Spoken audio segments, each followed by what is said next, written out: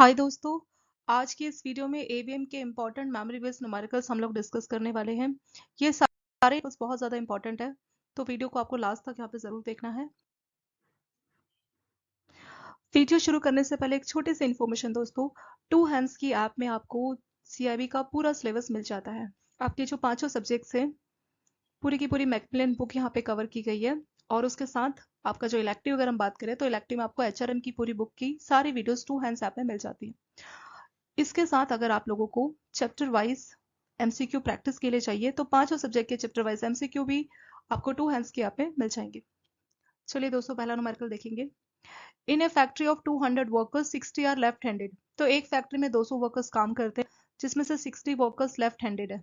Left handed जो अपना ज्यादातर काम लेफ्ट हैंड से ही करते हैं। Find the standard deviations of the number of left handed workers using binomial standard deviations. तो इसका हमें स्टैंडर्ड डेविएशन कैलकुलेट करना है। किसकी हेल्प से? बाइनोमियल स्टैंडर्ड डेविएशंस की हेल्प से हमें इसका स्टैंडर्ड डेविएशन सॉल्व करना है। तो पहले हमें ये देखना होगा दोस्तों कि बाइनोमियल स्टैंडर्ड डेविएशन का क्या मतलब होता है। सो बाइनोमियल स्टैंडर्ड डेविएशन एक टाइप का प्रोबेबिलिटी डिस्ट्रीब्यूशन होता है। ठीक है, प्रोबेबिलिटी डिस्ट्रीब्यूशंस ये क्या बताता है कि आपके पास कुछ इंडिपेंडेंट ट्रायल्स है, उस इंडिपेंडेंट ट्रायल्स में किसी चीज के सक्सेस होने के क्या चांसेस है। इंडिपेंडेंट ट्रायल्स उसको बोलते हैं जो एक ट्रायल दूसरे पे डिपेंड ना हो। जैसे कुछ लोग लेफ्ट हैंडेड है, तो ये इस चीज को, ये बाकी को इम्पैक्ट नहीं कर रहा ना, ये इंडिपेंडेंटली है। ये जो ट्रायल्स है कि आप लेफ्ट हैंडेड है या राइट हैंडेड है, ये इंडिपेंडेंट है। दो ही ऑप्शन हो सकते हैं, या तो आप लेफ्ट हैंडेड होंगे या राइट हैंडेड होंगे। तो बाइनोमियल में ये बात भी इंपॉर्टेंट होती है कि यहाँ पे हर ट्रायल के, जब भी आप ट्रायल करोगे, दो ही आउटकम आना चाहिए। जैसे जब आप सिक्के को उछालते हैं तो दो ही चीजें आती है, तो हेड आता है, टेल आता है ना। तो सेम बाइनोमियल में ये चीज भी जरूरी है कि जो भी आप इंडिपेंडेंट ट्रायल्स करने वाले हैं, उसमें आउटकम हमेशा दो ही होना चाहिए। या तो सक्सेस हो या फेलियर हो, या तो लेफ्ट हैंड आए या राइट हैंड आए। ठीक है, इस तरह के जो ट्रायल्स होते हैं, उन्हीं को हम लोग बोलते हैं बाइनोमियल स्टैंडर्ड डेविएशन, जहाँ पे दो ही चीजें आने के चांसेस है। एक है आपका हेड या टेल, पास या फेल, सक्सेस या फेलियर। ठीक है, और वो जो भी ट्रायल्स है वो आपस में एक दूसरे से इंडिपेंडेंट होने चाहिए, मतलब एक ट्रायल दूसरे पर डिपेंड नहीं करना चाहिए। जैसे सिक्के को उछालेंगे, हेड आएगा या टेल आएगा, तो ये चीजें एक दूसरे पर डिपेंड नहीं है, ये इंडिपेंडेंट होकर हमें रिजल्ट देता है।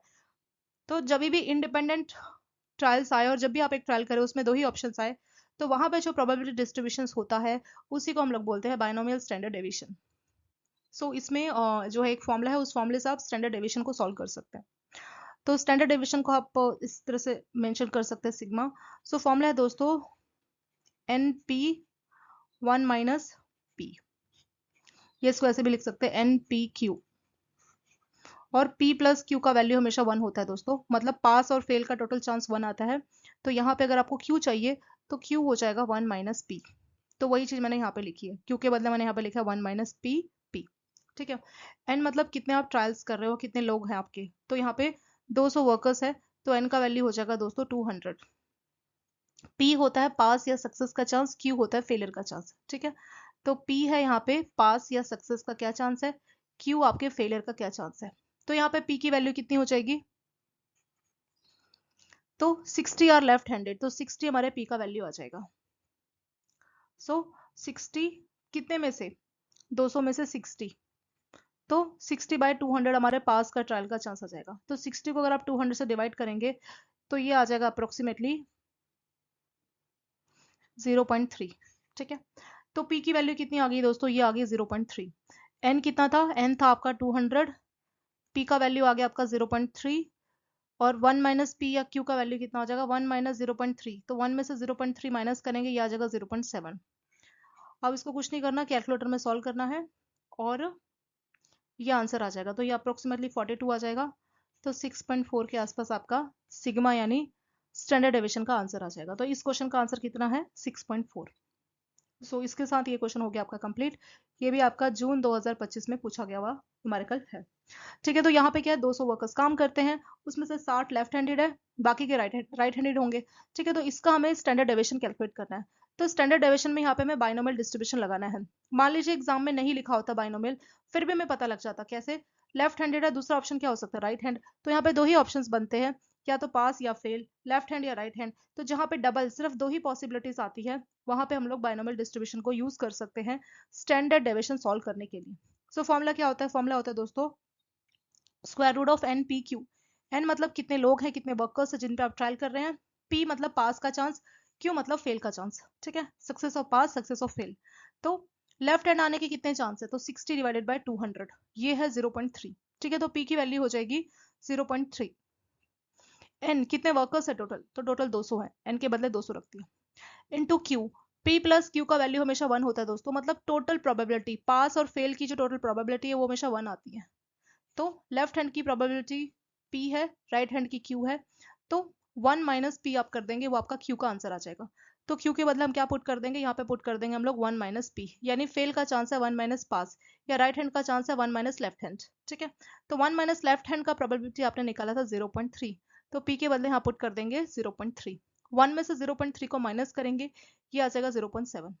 अब हमें बस स्क्वायर रूट की वैल्यूज को सॉल्व करना है, जो कि हो जाएगा हमारा 42। 42 का स्क्वायर रूट होता है हमारा 6.4, तो सिग्मा यानी स्टैंडर्ड डेविएशन आ जाएगा दोस्तों 6.4। ये इस क्वेश्चन का आंसर हो जाएगा complete. On average a call centre receive 3 calls per hour. तो एवरेज की बात करें तो किसी कॉल सेंटर में 1 घंटे में 3 कॉल्स आती है। इसके बाद नेक्स्ट इसमें लाइन लिखा है कि find the probability that exactly 2 calls occur in an hour, no calls occur in an hour, और एटलीस्ट 1 कार। तो यहाँ पे 3 केसेस हमें, 3 अलग अलग क्वेश्चन हमें यहाँ पे सॉल्व करने हैं, ठीक है, यूजिंग पॉइजन डिस्ट्रीब्यूशन। तो पॉइजन डिस्ट्रीब्यूशन जो क्वेश्चन है दोस्तों, ये बहुत बार पूछा जाता है, इस बार भी आपका जून 2025 में भी इस टॉपिक के ऊपर क्वेश्चन पूछा गया था। सो कहाँ पे हम लोग पॉइजन डिस्ट्रीब्यूशन को यूज करते हैं, और हमें कैसे पता लगेगा कि इस क्वेश्चन में हमें ये पॉइजन डिस्ट्रीब्यूशन ही यूज करना है। सो पॉइजन डिस्ट्रीब्यूशंस हम वहां पे यूज करते हैं जहां पे हमें कुछ इवेंट्स को काउंट करना होता है, ठीक है, फॉर काउंटिंग इवेंट्स। पर इवेंट्स ऐसे हैं जो रैंडमली है, हम कंफर्मली नहीं बोल सकते। अगर मान लीजिए कोई चीज आपको काउंट करनी है और वो फिक्स है कि 1 घंटे में 2 कॉल्स आती है 5, तो वो बहुत फिक्स है, उसको काउंट करने के लिए हमें किसी भी अलग चीज की जरूरत नहीं पड़ेगी, नॉर्मली प्लस करके हम उन इवेंट्स को काउंट कर सकते हैं। लेकिन ऐसे इवेंट्स जो रैंडमली होते हैं, किसी फिक्स टाइम इंटरवल, जैसे 1 घंटे में कितनी कॉल्स आ रही है, कस्टमर केयर में 1 घंटे में कितनी कॉल आ रही है, या बैंक की बात करें तो 2 घंटे में या सुबह से शाम तक में कितने कस्टमर विजिट करेंगे, तो वो नंबर एक रैंडम नंबर है, उसके बारे में हम कंफर्मली नहीं बोल सकते कि ये क्या होगा। तो ऐसी चीजें जहाँ पे एक फिक्स टाइम इंटरवल में कुछ चीजें रैंडमली हो रही है, उनको काउंट करना है, तो वहां पे हम लोग पॉइजन डिस्ट्रीब्यूशन को इस्तेमाल या यूज करते हैं, ठीक है। जैसे बैंक में 10 से 12 बजे के बीच में कितने कस्टमर्स आएंगे, ठीक है, तो ये क्या है, रैंडमली, हम कुछ कंफर्मली नहीं बोल सकते कि 10 से 12 बजे, जो कि एक फिक्स टाइम है, 2 घंटे का फिक्स टाइम है, इस फिक्स टाइम या फिक्स इंटरवल के दौरान, इस फिक्स इंटरवल में कितने कस्टमर्स करेंगे, तो वो एक रैंडम नंबर है, उसके बारे में हम कंफर्मिटी नहीं बता सकते कि कितने कस्टमर विजिट करेंगे, ठीक है। तो ऐसी चीजें जो रैंडमली होती है और पर्टिकुलर या फिक्स टाइम इंटरवल के दौरान होती है, तो उनको काउंट करना है, उस टाइप के इवेंट्स को काउंट करना है, तो उनकी प्रोबेबिलिटी के लिए हम लोग पॉइजन डिस्ट्रीब्यूशन को यूज करते हैं, ठीक है। तो इसका हमें डेफिनेशन समझ यहाँ पे यूज किया जाता है। अब इसका फॉर्मूला क्या है, सो पॉइजन डिस्ट्रीब्यूशन में अगर आपको प्रोबेबिलिटी कैलकुलेट करनी है, तो उसका फॉर्मूला रहेगा ई की पावर माइनस लैम्डा, लैम्डा का पावर के डिवाइडेड बाय के फैक्टोरियल, ठीक है। के क्या है, के आपके क्वेश्चन पर डिपेंड करेगा। जैसे exactly 2 calls occur in an our, तो यहाँ पे बोला है कि 1 घंटे में सिर्फ 2 कॉल्स होगी, तो 2 कॉल्स होगी, तो यहाँ पे जो आपका के है, के का वैल्यू क्या हो जाएगा, 2 हो जाएगा, ठीक है। तो चलिए इस क्वेश्चन को देखते हैं कैसे है यहाँ पे। सो यहाँ पे कि exactly 2 calls in an hour, और ऑन एवरेज, अगर हम एक एवरेज की बात करें तो कॉल सेंटर में एवरेज कितनी कॉल्स आती है, 1 घंटे में 3 कॉल्स आती है, ठीक है। तो जो हमारा एवरेज नंबर है उसको आप इस लैम्डा से रिप्रेजेंट कर सकते हैं, ठीक है। तो लैम्डा का वैल्यू कितना हो जाएगा, वो हो जाएगा 3 क्यू, क्योंकि जो एवरेज कॉल्स आती है 1 घंटे में इस कॉल सेंटर में या इस बैंक में, वो 3 है, ठीक है। तो एक एवरेज जो कॉल आ रही है, तो वो जो एवरेज है वो आपका इस लैम्डा से, एवरेज की वैल्यू हो जाएगी 3। के मतलब जो हमें क्वेश्चन में पूछा गया है, जो हमें इवेंट्स दिए गए कि जब 2 कॉल आ रही है, तो के बदले हम लोग 2 पुट कर देंगे, ठीक है। बस इसे सॉल्व करना है, तो इसकी प्रोबेबिलिटी आ जाएगी ई की पावर माइनस लैम्डा, लैम्डा यानी कि वही आपका 3 इंटू लैम्डा का पावर के कितना है, किसकी प्रोबेबिलिटी पूछी गई है कि एग्जैक्टली 2 कॉल्स आएंगी 1 घंटे में, तो 2 नंबर कंफर्म हो गया, तो के की वैल्यू 2 हो जाएगी, ठीक है, डिवाइडेड बाय के फैक्टोरियल यानी कि 2 फैक्टोरियल। सो यहाँ पे दोस्तों जो ई दिया है, ई का पावर -3 हमें सॉल्व करना है, ठीक है। तो ई एक कांस्टेंट नंबर है जिसका वैल्यू होता है 2.71828, ठीक है, ये आपको याद करके जाना है। ई का वैल्यू कांस्टेंट है जो कि 2.71828, सो अप्रोक्सीमेटली 2.72 आप याद कर सकते हैं। सो अब हमें क्या सॉल्व करना है, 2.72 का पावर -3 इंटू 3 का स्क्वायर जो कि हो जाएगा 9। 2 फैक्टोरियल, अगर हमें 2 फैक्टोरियल सॉल्व करना है तो फैक्टोरियल को कैसे सॉल्व करते हैं, 2 इंटू 1 इंटू 0 फैक्टोरियल। 0 फैक्टोरियल का वैल्यू भी 1 ही होता है, तो ये आ जाएगा आपका 2। सो 2.72 का पावर -3, तो अब हम क्या करेंगे, 1 डिवाइडेड बाय 2.72 का पावर 3 इंटू 9 को 2 से डिवाइड करेंगे, ये आ जाएगा 4.5।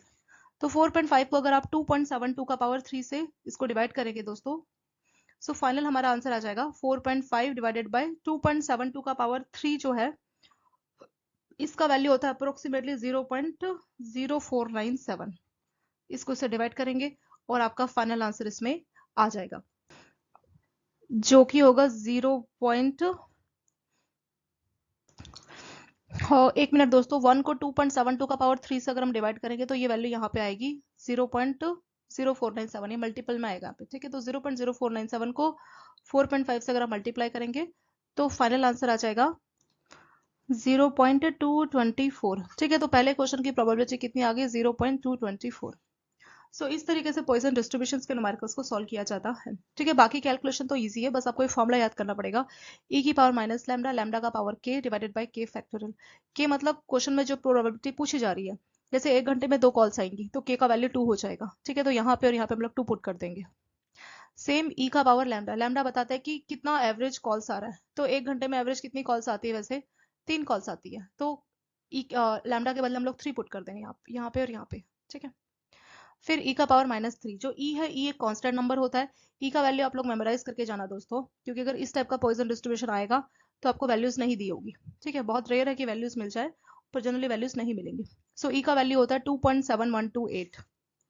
2.72 आप अप्रोक्सीमेटली याद करेंगे तो भी आपका काम चल जाएगा, ठीक है। 2.72, सो इसको हम लोग वैल्यू पुट कर देंगे, इसको सॉल्व करेंगे, फाइनल आंसर आ जाएगा हमारा 0.224। ऐसी सेकंड क्वेश्चन है, no calls occur in an hour, 1 घंटे में कोई भी कॉल्स नहीं आएंगी। तो अगर कुछ भी कॉल्स नहीं आएगी तो क्या हम इसको करेंगे। सो सेकंड क्वेश्चन को यहाँ अलग से सॉल्व करते हैं। No calls in an hour, कई बार ऐसे भी होता है ना बैंकों में कि किसी घंटे में कोई कस्टमर भी नहीं आता, तो सेम ऐसे इस कॉल सेंटर पे कोई भी कॉल्स नहीं आई है। तो कोई भी कॉल्स नहीं आई है तो हमारा फॉर्मूला क्या था, फॉर्मूला था e की पावर माइनस लैम्डा, लैम्डा का power k divided by k factorial. तो k आपका बता रहा था कि क्या हो रहा है, तो इसमें है कि कोई भी कॉल्स नहीं आ रही है 1 घंटे में, तो k का वैल्यू क्या हो जाएगा 0, क्यों, क्योंकि इस केस में कोई भी कॉल्स नहीं आई है, ठीक है। बाकी चीजें हम एज इट इज पुट करेंगे। एवरेज जो कॉल्स आती थी 1 घंटे में, वो क्वेश्चन में मेंशन था ना, ये देखिए कि एवरेज एक कॉल सेंटर में 1 घंटे में 3 कॉल्स आती है, तो लैम्डा आपका वही एवरेज वैल्यू बताता है। सो एवरेज हमें कितना दिया क्वेश्चन में, हमें यहाँ पे 3 दिया, तो लैम्डा के बदले हम लोग इस फॉर्मूले में 3 पुट करेंगे, ठीक है। तो ये फॉर्मूला हो जाएगा e की पावर -3 इंटू 3 का पावर, कोई भी कॉल्स नहीं आई है तो ये 0 हो जाएगा, डिवाइडेड बाय 0 फैक्टोरियल। हमेशा 0 फैक्टोरियल का वैल्यू दोस्तों 1 होता है, ठीक है। तो 0 फैक्टोरियल की वैल्यू होती है 1।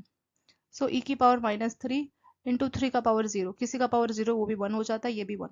सो अब हमें कुछ नहीं करना, बस e का पावर -3 को हमें सॉल्व करना है, ठीक है। e की वैल्यू हमने कितनी याद की थी दोस्तों, e एक कांस्टेंट नंबर है जिसकी वैल्यू होती है 2.71828। सो यहाँ पुट कर देंगे 2.71828 का पावर -3, या इसको ऐसे भी बोल सकते हैं 1 डिवाइडेड बाय 2.71828 का पावर 3। इसको हम लोग सॉल्व करेंगे और हमारा सेकंड क्वेश्चन का आंसर आ जाएगा कंप्लीट। सो इसको हमें सॉल्व करना है, 2.71828 को अप्रोक्सीमेटली आप 2.72 याद कर सकते हैं दोस्तों, ठीक है। तो e की वैल्यू 2.72 मान सकते हैं। अब हम इसको सॉल्व करेंगे। सो 2.72 का पावर 3, 2.72 का पावर 3 हो जाएगा, इसको पावर 2 इंटू 2.72, यानी 2.72 को हम 3 बार मल्टीप्लाई करेंगे तो वैल्यू आ जाएगी 20.12। तो यहाँ पे सॉल्व करते हैं, 1 डिवाइडेड बाय 20.12। अब 20.12 को हम लोग 1 से डिवाइड कर देंगे, सो 1 को अगर हम डिवाइड कर रहे हैं, सो इसको सॉल्व करके आएगा दोस्तों 0.04970, तो अप्रोक्सीमेटली इसको हम 0.0498 हम बोल सकते हैं, ठीक है। तो फाइनल आंसर आ जाएगा 0.0498। ये हमारे सेकंड क्वेश्चन का आंसर आ गया, तो यहाँ पे लिख लेंगे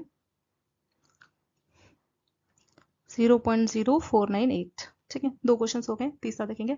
at least 1 calls occur in an our, तो कम से कम 1 कॉल आनी चाहिए। सो तीसरा क्वेश्चन है दोस्तों, एटलीस्ट 1 कॉल्स, कि कम से कम एक कॉल आनी चाहिए 1 घंटे में, इन 1 आवर, ठीक है, इन एन आवर। सो एक कॉल की बात की जा रही है और वो भी एटलीस्ट लिखा है। एटलीस्ट एक का मतलब है एक कॉल आनी चाहिए, 2 आनी चाहिए, 3 4, ऐसे करते इनफाइनाइट, कोई लिमिट नहीं है दोस्तों। जब किसी चीज का कोई लिमिट नहीं है तो उसको आप कैसे सॉल्व कर सकते हैं, उसको आप नहीं सॉल्व कर सकते, ठीक है।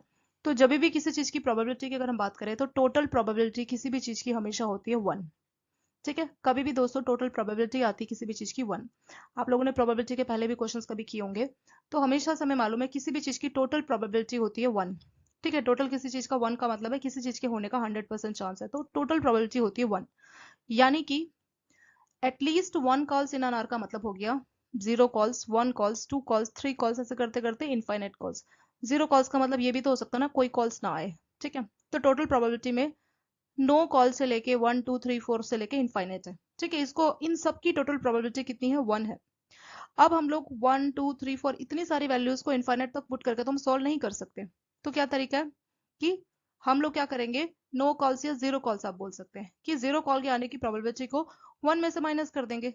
तो 1 माइनस 0 कॉल की प्रोबेबिलिटी क्या है, तो उससे हमारे को 1 2 3 4 से लेके इनफाइनाइट की प्रोबेबिलिटी पता लग जाएगी, ठीक है। इसको एक बार रिवाइज करते हैं दोस्तों। देखिए, at least 1 calls in an our, कि 1 घंटे में कम से कम एक कॉल होनी चाहिए। एटलीस्ट का मतलब होता है दोस्तों कम से कम, कम से कम यानी कम से कम एक तो होना ही चाहिए। अब कम से कम एक होना चाहिए तो उसका मतलब क्या है, उसका मतलब है एक कॉल, 2 कॉल, 3 4 5 6 हजार, 10,000, 5, 1 लाख, 10 लाख, तो ये नंबर इनफाइनेट तक चला जाएगा। तो आप कैसे इसको सॉल्व कर सकते हैं, तो कभी भी जहां पे हमें प्रोबेबिलिटी इनफाइनेट की दिखती है वहां पे हम उसको सॉल्व कर ही नहीं सकते, वो पॉसिबल नहीं है। तो उस केस में हम क्या करते हैं, प्रोबेबिलिटी में हमेशा हमें मालूम है किसी चीज की टोटल प्रोबेबिलिटी क्या है, टोटल प्रोबेबिलिटी है कितनी, 1 है। टोटल प्रोबेबिलिटी कितनी है, 1 है। तो अब हम क्या करते हैं कि टोटल प्रोबेबिलिटी में ये भी हो जाएगा कि जीरो, जीरो की प्रोबेबिलिटी, 1 2 3 ऐसे करते करते इनफाइनेट तक की प्रोबेबिलिटी, इन सब की टोटल प्रोबेबिलिटी हमेशा होती है 1। अब हम लोग 1 2 3 इनफाइनेट इसको तो सॉल्व नहीं कर सकते, लेकिन हम क्या कर सकते हैं, इस टोटल 1 प्रोबेबिलिटी में से अगर हम जीरो के होने की प्रोबेबिलिटी को माइनस कर देते हैं, यानी कॉल्स कितनी आए, 0 कॉल्स आए, ठीक है।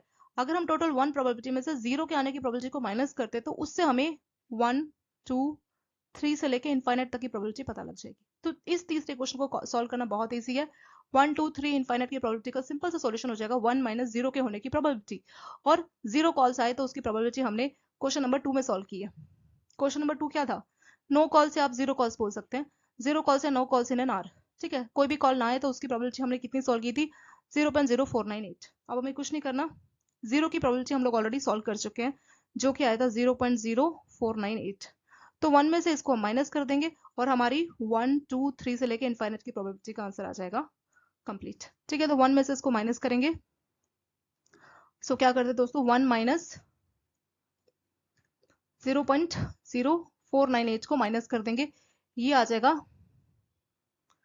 1 सेकेंड, 1 माइनस 0.0498, सो ये आ जाएगा 0.9502, 0.9502। सो ये हमारे इस क्वेश्चन का आंसर हो जाएगा कंप्लीट।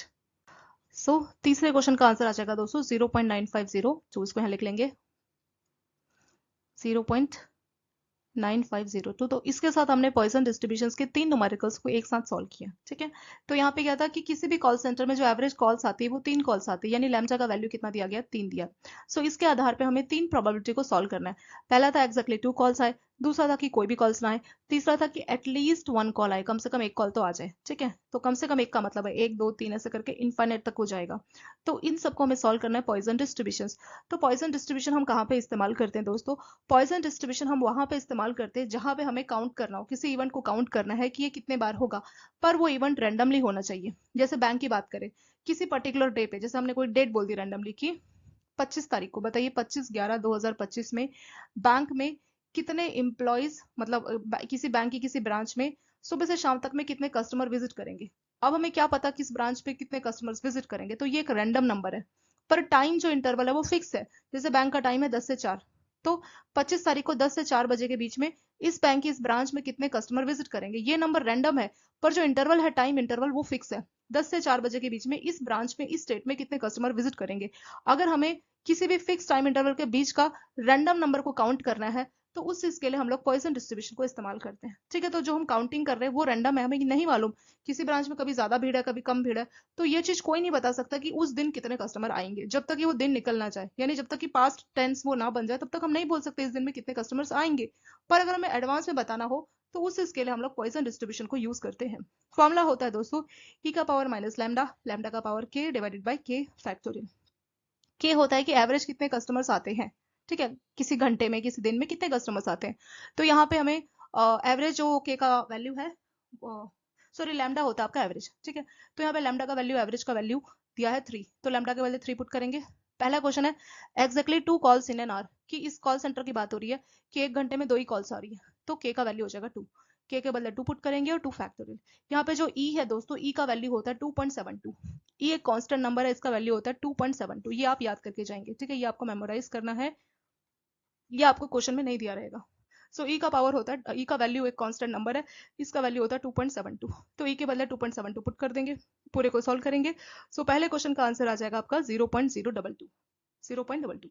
सेकेंड है no calls in an hour, किसी भी घंटे में कोई भी कॉल्स नहीं आई है।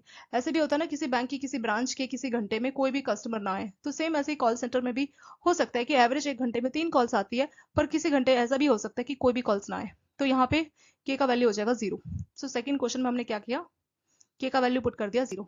फॉर्मूला सेम रहेगा, पॉइसन डिस्ट्रीब्यूशन का एक ही फॉर्मूला है दोस्तों, ई का पावर माइनस लैम्डा, लैम्डा का पावर के डिवाइडेड बाई के फैक्टोरियल। तो एवरेज तो हमें पहले से दिया है कि इस कॉल सेंटर में 3 कॉल्स आती है, तो लैम्डा का वैल्यू हो जाएगा 3, ई का पावर -3 इंटू 3 का पावर के, इस बार बोला है कि कोई भी कॉल्स नहीं है, ये नो कॉल्स, यानी के का वैल्यू हो जाएगा 0 डिवाइडेड बाय 0 फैक्टोरियल।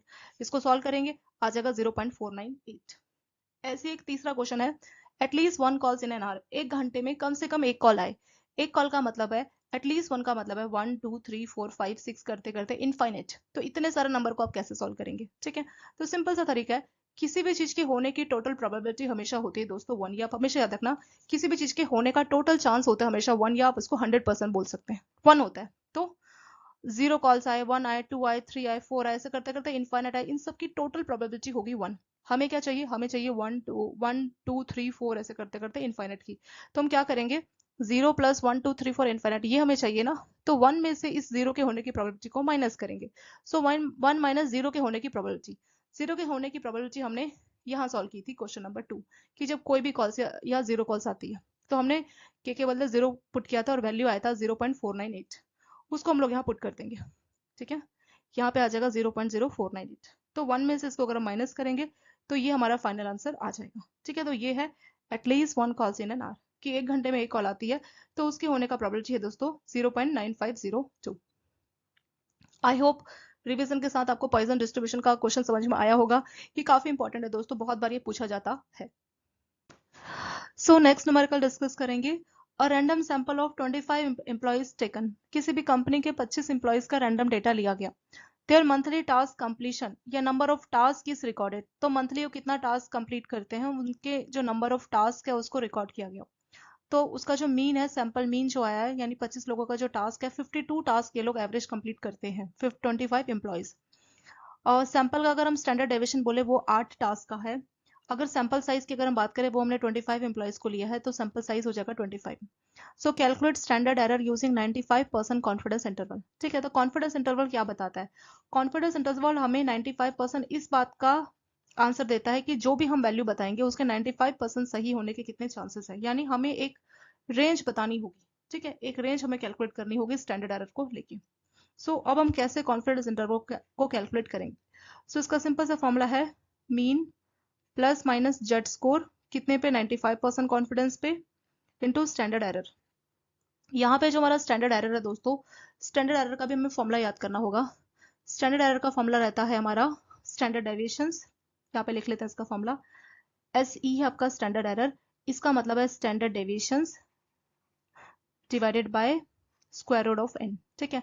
तो यहाँ पे मैं स्टैंडर्ड डेविएशन कितना दिया, 8 टास्क दिया है, divided by square root of N, N मतलब कितने टास्क है टोटल, सॉरी कितना सैंपल साइज है, सैंपल साइज हमारा 25 एम्प्लॉयज का, तो एन का वैल्यू हो जाएगा 25।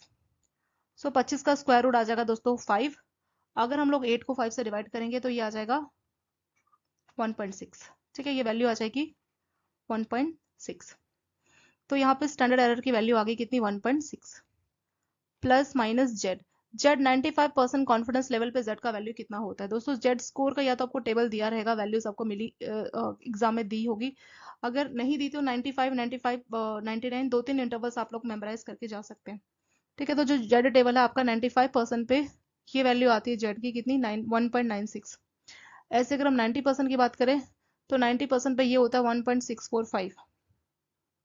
अगर हम 98% बोले तो 98% पे ये वैल्यू होती है 2.33 और 99% की बात करें तो ये होता है 2.575। ठीक है, ये दो तीन वैल्यूज जो है जनरली कॉमनली यूज होती है। टेबल कभी भी आपको दिया होगा तो इस तरह से मेंशन होगा, मतलब वैल्यूज इस तरह से दी होगी कि जेट की वैल्यू 95% कॉन्फिडेंस पे 1.645 है, 95% पे 1.96 है, 98% पे 2.33 और 99। तो हमें इस क्वेश्चन को सॉल्व करने के लिए सिर्फ 95% वाले की जरूरत है, यानी इसकी जरूरत है। ठीक है, तो जेट की वैल्यू हम लोग ले लेंगे 1.96, यहाँ पे इसको पुट कर देंगे। एक्स बार है आपका मीन, मीन कितना है दोस्तों 52 टास्क। ठीक है, तो 52 मीन के बदले पुट करेंगे। सो एक्स बार यानी मीन का वैल्यू 52 यहाँ पुट कर देंगे। अब हमें कुछ नहीं करना दोस्तों, उसको बस हमें सॉल्व करना है और हमारे इस क्वेश्चन का आंसर आ जाएगा। सो 1.96 को हम लोग 1.6 से डिवाइड करेंगे, ये आ जाएगा 3.136, 3.136। तो फाइनल आंसर आ जाएगा 52 प्लस 3.136 से लेके 52 माइनस 3.136। तो इस रेंज में हमारे कॉन्फिडेंस इंटरवल का आंसर आ जाएगा। ठीक है, तो अगर हम इसमें 52 ऐड करते हैं तो ये हो जाएगा हमारा 55.136, 55.136 और 52 में से 3.136 को माइनस करेंगे, 52 माइनस 3.136 तो ये हो जाएगा दोस्तों 48.864, 48.864। तो वैल्यू हो जाएगी 48.864 से लेके 55.136। ठीक है, तो यही हमारा स्टैंडर्ड एरर आ गया 95% कॉन्फिडेंस इंटरवल के साथ। सो ये वाला सेम टाइप का क्वेश्चन आपका जून 2025 में हेबीएम के एग्जाम में पूछा गया था। चलिए दोस्तों उसको रिवाइज करते हैं। देखिए 25 एम्प्लॉयज का सैंपल दिया गया है, मंथली वो कितना टास्क कंप्लीट करते हैं उसको रिकॉर्ड किया गया। ठीक है, एक अगर हम सैंपल के मीन की बात करें तो ये है एवरेज, इसका एवरेज दिया गया है, तो 52 टास्क को ये लोग कंप्लीट करते हैं। Sample standard deviation, standard deviation जो है उसका दिया गया है 8 टास्क को स्टैंडर्ड डेविएशन होता है। सैंपल का साइज कितना है 25 एम्प्लॉयज हमने लिए हैं as a sample, so sample size हो जाएगा 25। तो इसका हमें स्टैंडर्ड एरर कैलकुलेट करना है 95% कॉन्फिडेंस इंटरवल में। सो 95% कॉन्फिडेंस इंटरवल में इसका फॉर्मूला हो जाएगा एक्स बार यानी mean plus minus Z score into standard error. तो स्टैंडर्ड एरर का फॉर्मूला हो जाएगा standard division divided by square root of N.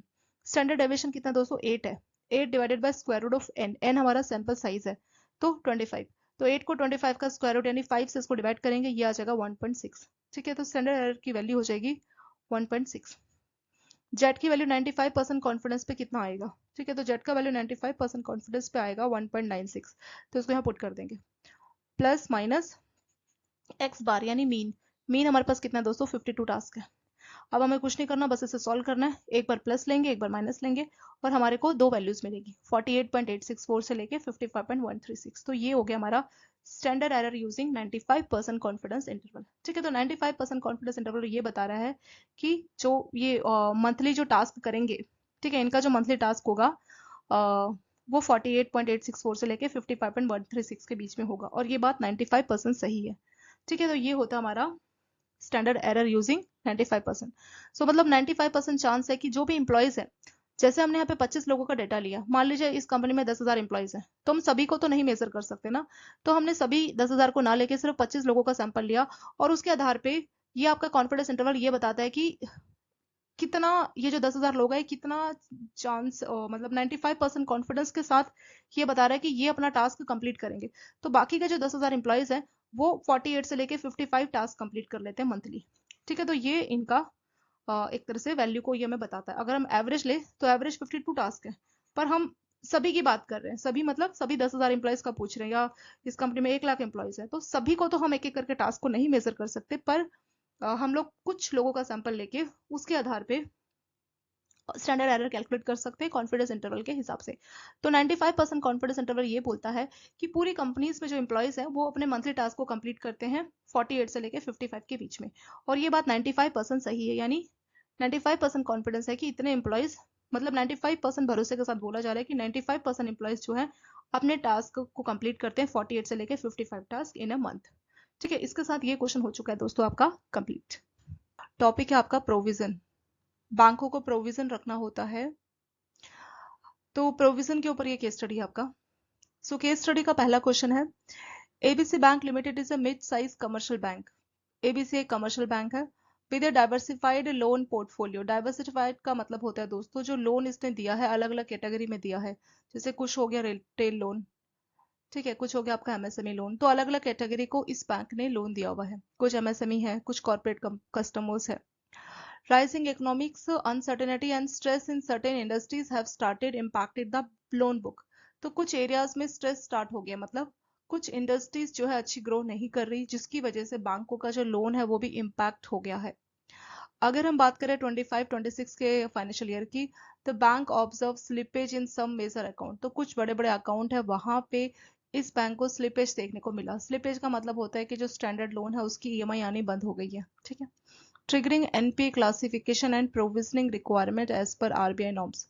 तो आरबीआई के हिसाब से अब इसको अपने लोन को एनपीए के तौर पे क्लासिफाई करना रहेगा और जो है प्रोविजन सेट करनी होगी। ठीक है, तो ये चीज इस बैंक को करनी है। सो ये जो आपका डिटेल्स दिया गया है दोस्तों, ये आपके एमएसएमई लोन का डिटेल दिया गया है। लोन बोरोवर, जो बोरोवर था वो सनराइज इंजीनियरिंग वर्क्स था। ठीक है, ये कंपनी का नाम यहाँ पे दिया गया है। एक्सपोजर, एक्सपोजर होता है कि कितना लोन बैंक ने दिया है। सो इस बैंक को, इस कस्टमर को बैंक ने लोन दिया है 10 करोड़ का।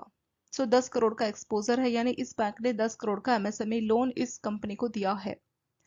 नेक्स्ट है सिक्योरिटी। सिक्योरिटी मतलब जैसे बैंक कोई कोलेट्रल या प्राइमरी सिक्योरिटी मांगता है ना, कि इन केस कुछ हो गया तो मैं सिक्योरिटी बेच के लोन को रिकवर करूंगा, इस तरह से बैंक सोचता है। तो सिक्योरिटी में प्लांट एंड मशीनरी का कॉस्ट है दोस्तों 8 करोड़ रुपए। ठीक है, प्लांट और मशीनरी खरीदा होगा उसकी कॉस्ट है 8 करोड़ रुपए as on date. Status, interest overdue for 90 days at quarter and.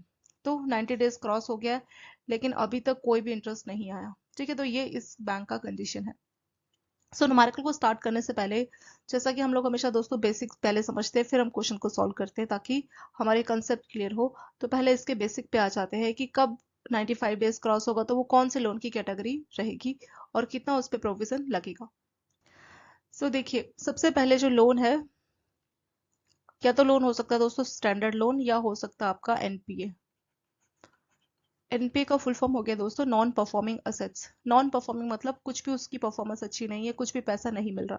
Standard loan मतलब अभी वो लोन ठीक है। तो अगर आपका लोन प्रॉपर ईएमआई आ रही है तब भी वो स्टैंडर्ड होता है, या अगर 3 महीने तक आपका लोन का ओवरड्यू हो गया, जिसको हम लोग बोलते हैं एसएमए 0, एसएमए 1, एसएमए 2। एसएमए 0 का मतलब है दोस्तों स्पेशल मेंशन अकाउंट 0। ठीक है, यानी 1 महीना क्रॉस हुआ, कुछ भी ओवरड्यू नहीं आई तो वो एसएमए 0 कैटेगरी में रहेगा। 1 महीने से ज्यादा 2 महीने तक, अगर आप उसको डेज में काउंट करना चाहिए तो 30 डेज तक वो रहता है आपका एसएमए 0 में। 31 डेज से 60 डेज में रहता है वो आपका एसएमए 1 में, और 61 से 90 डेज तक वो रहता है एसएमए 2 में। जैसे ही 90 डेज क्रॉस होता है दोस्तों तो वो एनपी आ जाता है। एनपी में फिर फर्दर क्लासिफिकेशन चलती है। पहला होता है इसका दोस्तों सब स्टैंडर्ड, फिर होता है डाउटफुल, रिकवरी का कोई चांस नहीं है, तो फिर होता है दोस्तों लॉस। ठीक है, तो ये सारे ही एनपी के बाद की कैटेगरीज होती है। तो देखिए, लोन या तो स्टैंडर्ड होगा या एनपी होगा। स्टैंडर्ड में 3 होते हैं, एसएमए 0, 1, 2। इसके ऊपर भी दोस्तों टॉपिक, इस टॉपिक में भी क्वेश्चन आया कि एसएमए 1 क्या होता है, यानी स्पेशल स्पेशल ठीक है, इसका फुल फॉर्म होता है special mention account. So special mention account 1 का मतलब होगा कि 31 दिन से 60 दिन हो चुके हैं और कस्टमर ने कुछ भी अपना ईएमआई पे नहीं किया। ये ड्यू डेज के बाद स्टार्ट होगा, यानी 30 डेज क्रॉस हो गए और उसने कुछ भी अपना ईएमआई पे नहीं किया। 31 दिन से 60 दिन हो गए ईएमआई पे नहीं किया, तो वो एसएमए 1 होगा। 61 से 90 डेज हो चुके हैं, ड्यू डेज के बाद की बात हो रही है, तो ड्यू डेज को हुए 61 से 90 डेज हो चुके हैं, तो उस कैटेगरी में वो जो लोन है वो होता है दोस्तों एसएमए 2, यानी स्पेशल मेंशन अकाउंट 2। तो ये डेज के हिसाब से भी काउंट होता है। जैसे ही 90 डेज क्रॉस होगा तो अकाउंट बन जाएगा एनपीए। एनपीए में पहली कैटेगरी होती है सबस्टैंडर्ड, दूसरी कैटेगरी होती है डाउटफुल और तीसरी होती है लॉस। डाउटफुल में 3 होते हैं दोस्तों, D1, D2 और D3।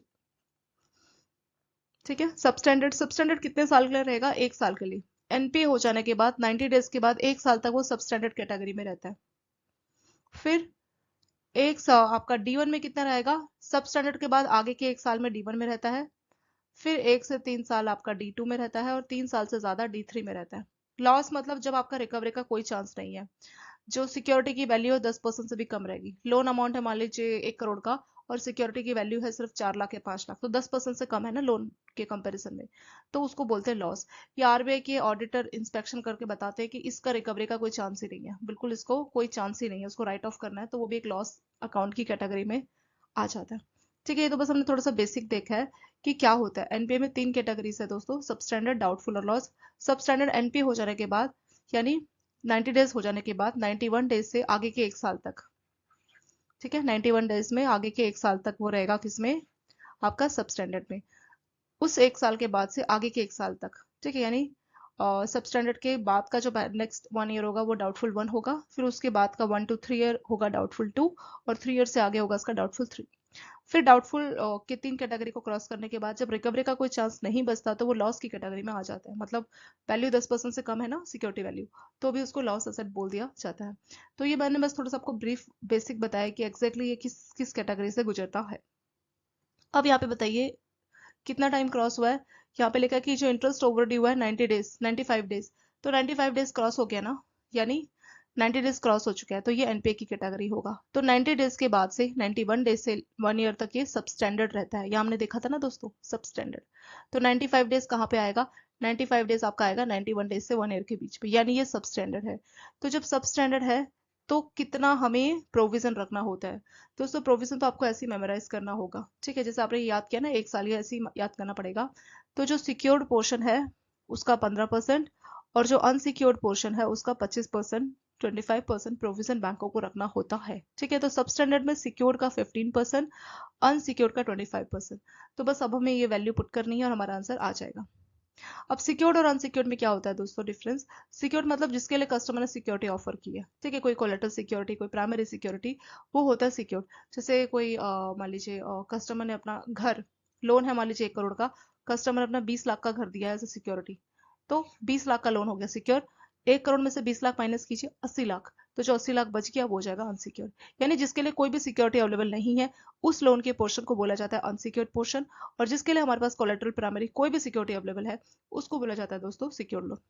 ठीक है, तो यहाँ पे देखिए साफ साफ लिखा है कि 10 करोड़ का लोन था, प्लांट और मशीनरी की जो सिक्योरिटी की वैल्यू है वो है 8 करोड़, यानी ये हमारा सिक्योर्ड लोन है, सिक्योरिटी की वैल्यू है। सिक्योरिटी की वैल्यू कितनी है, वो है 8 करोड़, तो सिक्योर लोन कितना हो गया हमारा 8 करोड़। अनसिक्योर कितना बचा, 10 करोड़ का तो लोन था, 8 करोड़ की सिक्योरिटी है, तो 10 - 8 जो बच गया वो होगा आपका अनसिक्योर। तो अनसिक्योर पोर्शन कितना है लोन का दोस्तों, वो है 2 करोड़। तो क्योंकि 95 डेज क्रॉस हुआ तो ये हमारा सब स्टैंडर्ड है। सब स्टैंडर्ड का प्रोविजन का जो नॉर्म्स है, जो रूल है आरबीआई का, आरबीआई बोलता है कि सिक्योर्ड पोर्शन पे 15% का प्रोविजन रखना है, अनसिक्योर्ड पे 25 का रखना है। ठीक है, तो सिक्योर्ड पोर्शन कितना 8 करोड़, इसका आपको 15 रखना पड़ेगा प्रोविजन, और अनसिक्योर्ड का 25%। इसे हम लोग सॉल्व करेंगे दोस्तों, हमारा आंसर आ जाएगा। सो इसको अगर हम सॉल्व करेंगे तो 8 करोड़ का 15% कितना आएगा, ये होगा हमारा 1.20। ठीक है, 8 × 15 ÷ 100 अगर हम करेंगे तो ये आ जाएगा दोस्तों 1.2 करोड़। तो सिक्योर्ड पोर्शन पे हमने कितना प्रोविजन रखा, 1.2। ऐसे में अनसिक्योर्ड भी कैलकुलेट करना है, 2 × 25%, इसका परसेंट हटा के 100, तो ये आ जाएगा दोस्तों हमारा 0.5। ठीक है, तो 0.5 करोड़ क्या आ गया हमारा, 0.5 करोड़ हो गया आपका अनसिक्योर्ड। तो टोटल प्रोविजन कितना रखा, इन दोनों को हम लोग ऐड करेंगे, 1.2 प्लस 0.5, तो ये हो जाएगा दोस्तों 1.7 करोड़। तो टोटल प्रोविजन इस बैंक ने जो रखा होगा इस लोन के लिए वो होगा दोस्तों 1.7 करोड़। ठीक है, तो वही था कि बैंक ने कितना प्रोविजन रखा होगा, तो आंसर आ जाएगा 1.7 करोड़ का प्रोविजन इस बैंक ने रखा होगा इस लोन के लिए। सो ये सिंपल सा क्वेश्चन हो गया आपका कंप्लीट। दोस्तों अभी जो आपका जून 2025 में एग्जाम हुआ था ना एबीएम का, उसमें ये प्रोविजन के ऊपर आपके 4-5 नंबर के क्वेश्चंस पूछे गए थे, तो ये टॉपिक काफी ज्यादा इंपॉर्टेंट है, और बैंक जनरली प्रोविजन रखता ही है, तो इसलिए प्रोविजन के रिगार्डिंग क्वेश्चंस हमेशा आपके एग्जाम में पूछे ही जाते हैं। ठीक है, तो इस क्वेश्चन में हुआ क्या हमारा, इसमें कंपनी को 10 करोड़ का लोन दिया है, जिसमें से सिक्योरिटी की वैल्यू है 8 करोड़, बाकी का जो बच गया 10 - 8 यानी 2 करोड़ हो गया अनसिक्योर्ड पोर्शन। क्योंकि 95 डेज क्रॉस हो गया, तो 95 डेज का मतलब है कि ये एक सब स्टैंडर्ड लोन है। एनपीए की जो 3 कैटेगरी होती है, सब स्टैंडर्ड, डाउटफुल और लॉस, ये पहली है, एनपीए की पहली कैटेगरी है, यानी कि सब स्टैंडर्ड। हमें कैसे पता लगा? वैसे पता लगा दोस्तों, क्योंकि 95 डेज हो गया, उसने कुछ भी इंटरेस्ट नहीं पे किया, तो 91 डेज से अगर एक साल के बीच का टेन्योर रहे, कुछ भी इंटरेस्ट प्रिंसिपल कुछ भी ना पे करे, तो उसको हम लोग बोलते हैं सब स्टैंडर्ड। तो सब स्टैंडर्ड के हिसाब से आरबीआई का प्रोविजन नॉर्म्स ये बोलता है कि जो सिक्योर्ड पोर्शन है उस पर 15% का, अनसिक्योर्ड पे 25% का हमें प्रोविजन रखना होगा। तो यहाँ पे सिक्योरिटी की वैल्यू थी कितनी? 8 करोड़। तो 8 हमारा सिक्योर्ड पोर्शन हो गया, इसका हमने 15% कैलकुलेट किया। जो 2 करोड़ बचा था अनसिक्योर्ड, उसका हमने 25% कैलकुलेट किया, दोनों को ऐड किया और फाइनल जो आंसर आया दोस्तों, वो आया हमारा 1.7 करोड़। ठीक है, तो इसमें जो है हमारे प्रोविजन का वैल्यू है वो है कितना? 1.7 करोड़। एक और क्वेश्चन देखेंगे, सेम यही वाला बैंक है दोस्तों, जो भी डिटेल है सारा कुछ सेम है, बस ये अब जो लोन है चेंज हो गया, अब ये कॉर्पोरेट लोन है। ठीक है, वो पहले एमएसएमई लोन था ना, अब कॉर्पोरेट है। इसमें कंपनी कौन है? इसमें आपका मेट्रो इंफ्रास्ट्रक्चर प्राइवेट लिमिटेड एक कंपनी है। एक्सपोजर कितने का लोन दिया गया? 50 करोड़ का लोन दिया गया। सिक्योरिटी की वैल्यू कितनी है? सिक्योरिटी की वैल्यू देखिए यहाँ पे, प्रोजेक्टेड लैंड प्लस बिल्डिंग, जमीन और जो बिल्डिंग है उसकी जो कॉस्ट है, जो 40 करोड़ के आसपास है, वो आपकी सिक्योरिटी की वैल्यू है। ठीक है, status classified as NPA for more than 15 months, 15 month हो चुका है। ठीक है, यानी इसने कुछ भी पेमेंट नहीं की और 15 मंथ्स का टाइम हो चुका है। इसका प्रोविजन कैलकुलेट करने के लिए हमें देखना होगा कि ये कौन सी कैटेगरी में आएगा। ठीक है दोस्तों, तो एनपीए हो जाने के बाद 15 मंथ्स का टाइम क्रॉस हो गया, तो यहाँ पे देखेंगे जो हमने रफ शीट में देखा था ना। एनपीए कब होता है दोस्तों? 90 डेज क्रॉस होता है, पेमेंट नहीं आई तो एनपीए कैटेगरी में आता है। एनपीए कैटेगरी में सबसे पहले एक साल तक वो सब स्टैंडर्ड में रहता है। ठीक है, एक साल क्रॉस करेगा, सब स्टैंडर्ड में रहेगा। अब शुरुआत हो रही है एनपीए से, तो एनपीए की पहले साल जैसे अकाउंट एनपीए हो गया, तो उसके एक साल तक वो रहता है सब स्टैंडर्ड में। अब इस क्वेश्चन में जो हम सॉल्व कर रहे हैं ये वाला क्वेश्चन, यहाँ देखिए, यहाँ पे एक साल नहीं 15 दिन हो गए, यानी एनपीए क्रॉस हो जाने के बाद जैसे ही एनपीए डिक्लेयर हो गया, उसके पहले एक साल तक तो वो रहता है सब स्टैंडर्ड में। ठीक है, जैसे ही वो एक साल क्रॉस हुआ, कुछ भी रिकवरी नहीं आई, तो वो चला जाता है डाउटफुल कैटेगरी में। फिर डाउटफुल में भी 3 कैटेगरी है, वो है पहली D1, D2 और तीसरी है D3। फिर सबस्टैंडर्ड में एक साल बिताने के बाद, मतलब जो अकाउंट की कैटेगरी है, सबस्टैंडर्ड में एक साल हो गया, कुछ भी रिकवरी नहीं आई, तो उसके बाद आगे एक साल और वो क्रॉस करता है D1 में, यानी सबस्टैंडर्ड के बाद का जो एक साल है आगे, वो D1 होगा। उस एक साल को क्रॉस करने के बाद से 3 साल तक वो रहता रहता है, 1 से 3 साल D2, और 3 साल से आगे हो जाता है D3। उसके बाद अगर कोई कैटेगरी की वैल्यू नहीं है, कुछ सिक्योर नहीं हो पा रहा, रिकवरी नहीं हो पा रही, तो वो लॉस में आ जाता है। ठीक है, लेकिन वो फिर तीसरी कैटेगरी हो जाती है। एनपीए में 3 है, सब स्टैंडर्ड पहला है दोस्तों, डाउटफुल दूसरा है दोस्तों, और तीसरा हमारा लॉस है सर। ठीक है, तो सब स्टैंडर्ड कब होता है? एनपीए के एक साल तक। तो यहाँ पे देखिए, asset has been classified NPA for more than 12 months, अगर यहाँ पे 12 मंथ्स के बदले लिखा होता मान लीजिए 11 मंथ्स, तो ये क्या होता? तो ये होता सब स्टैंडर्ड। क्यों? क्योंकि एनपीए के आगे एक साल तक, एनपीए के आगे एक साल तक वो सब स्टैंडर्ड में ही रहता है। ठीक है, जैसे मान लीजिए 11 मंथ होता तो वो एक साल के अंदर आता, तो हम बोलते कि ये सब स्टैंडर्ड है, और हम सब स्टैंडर्ड का प्रोविजन लगाते। ठीक है, जो कि हमने इस क्वेश्चन में लगाया था। जैसे यहाँ पे 95 डेज क्रॉस बोला था ना, तो वो एक साल के अंदर आ रहा था, तो इसलिए हमने उसको सब स्टैंडर्ड बोला था। 95 डेज कब आता?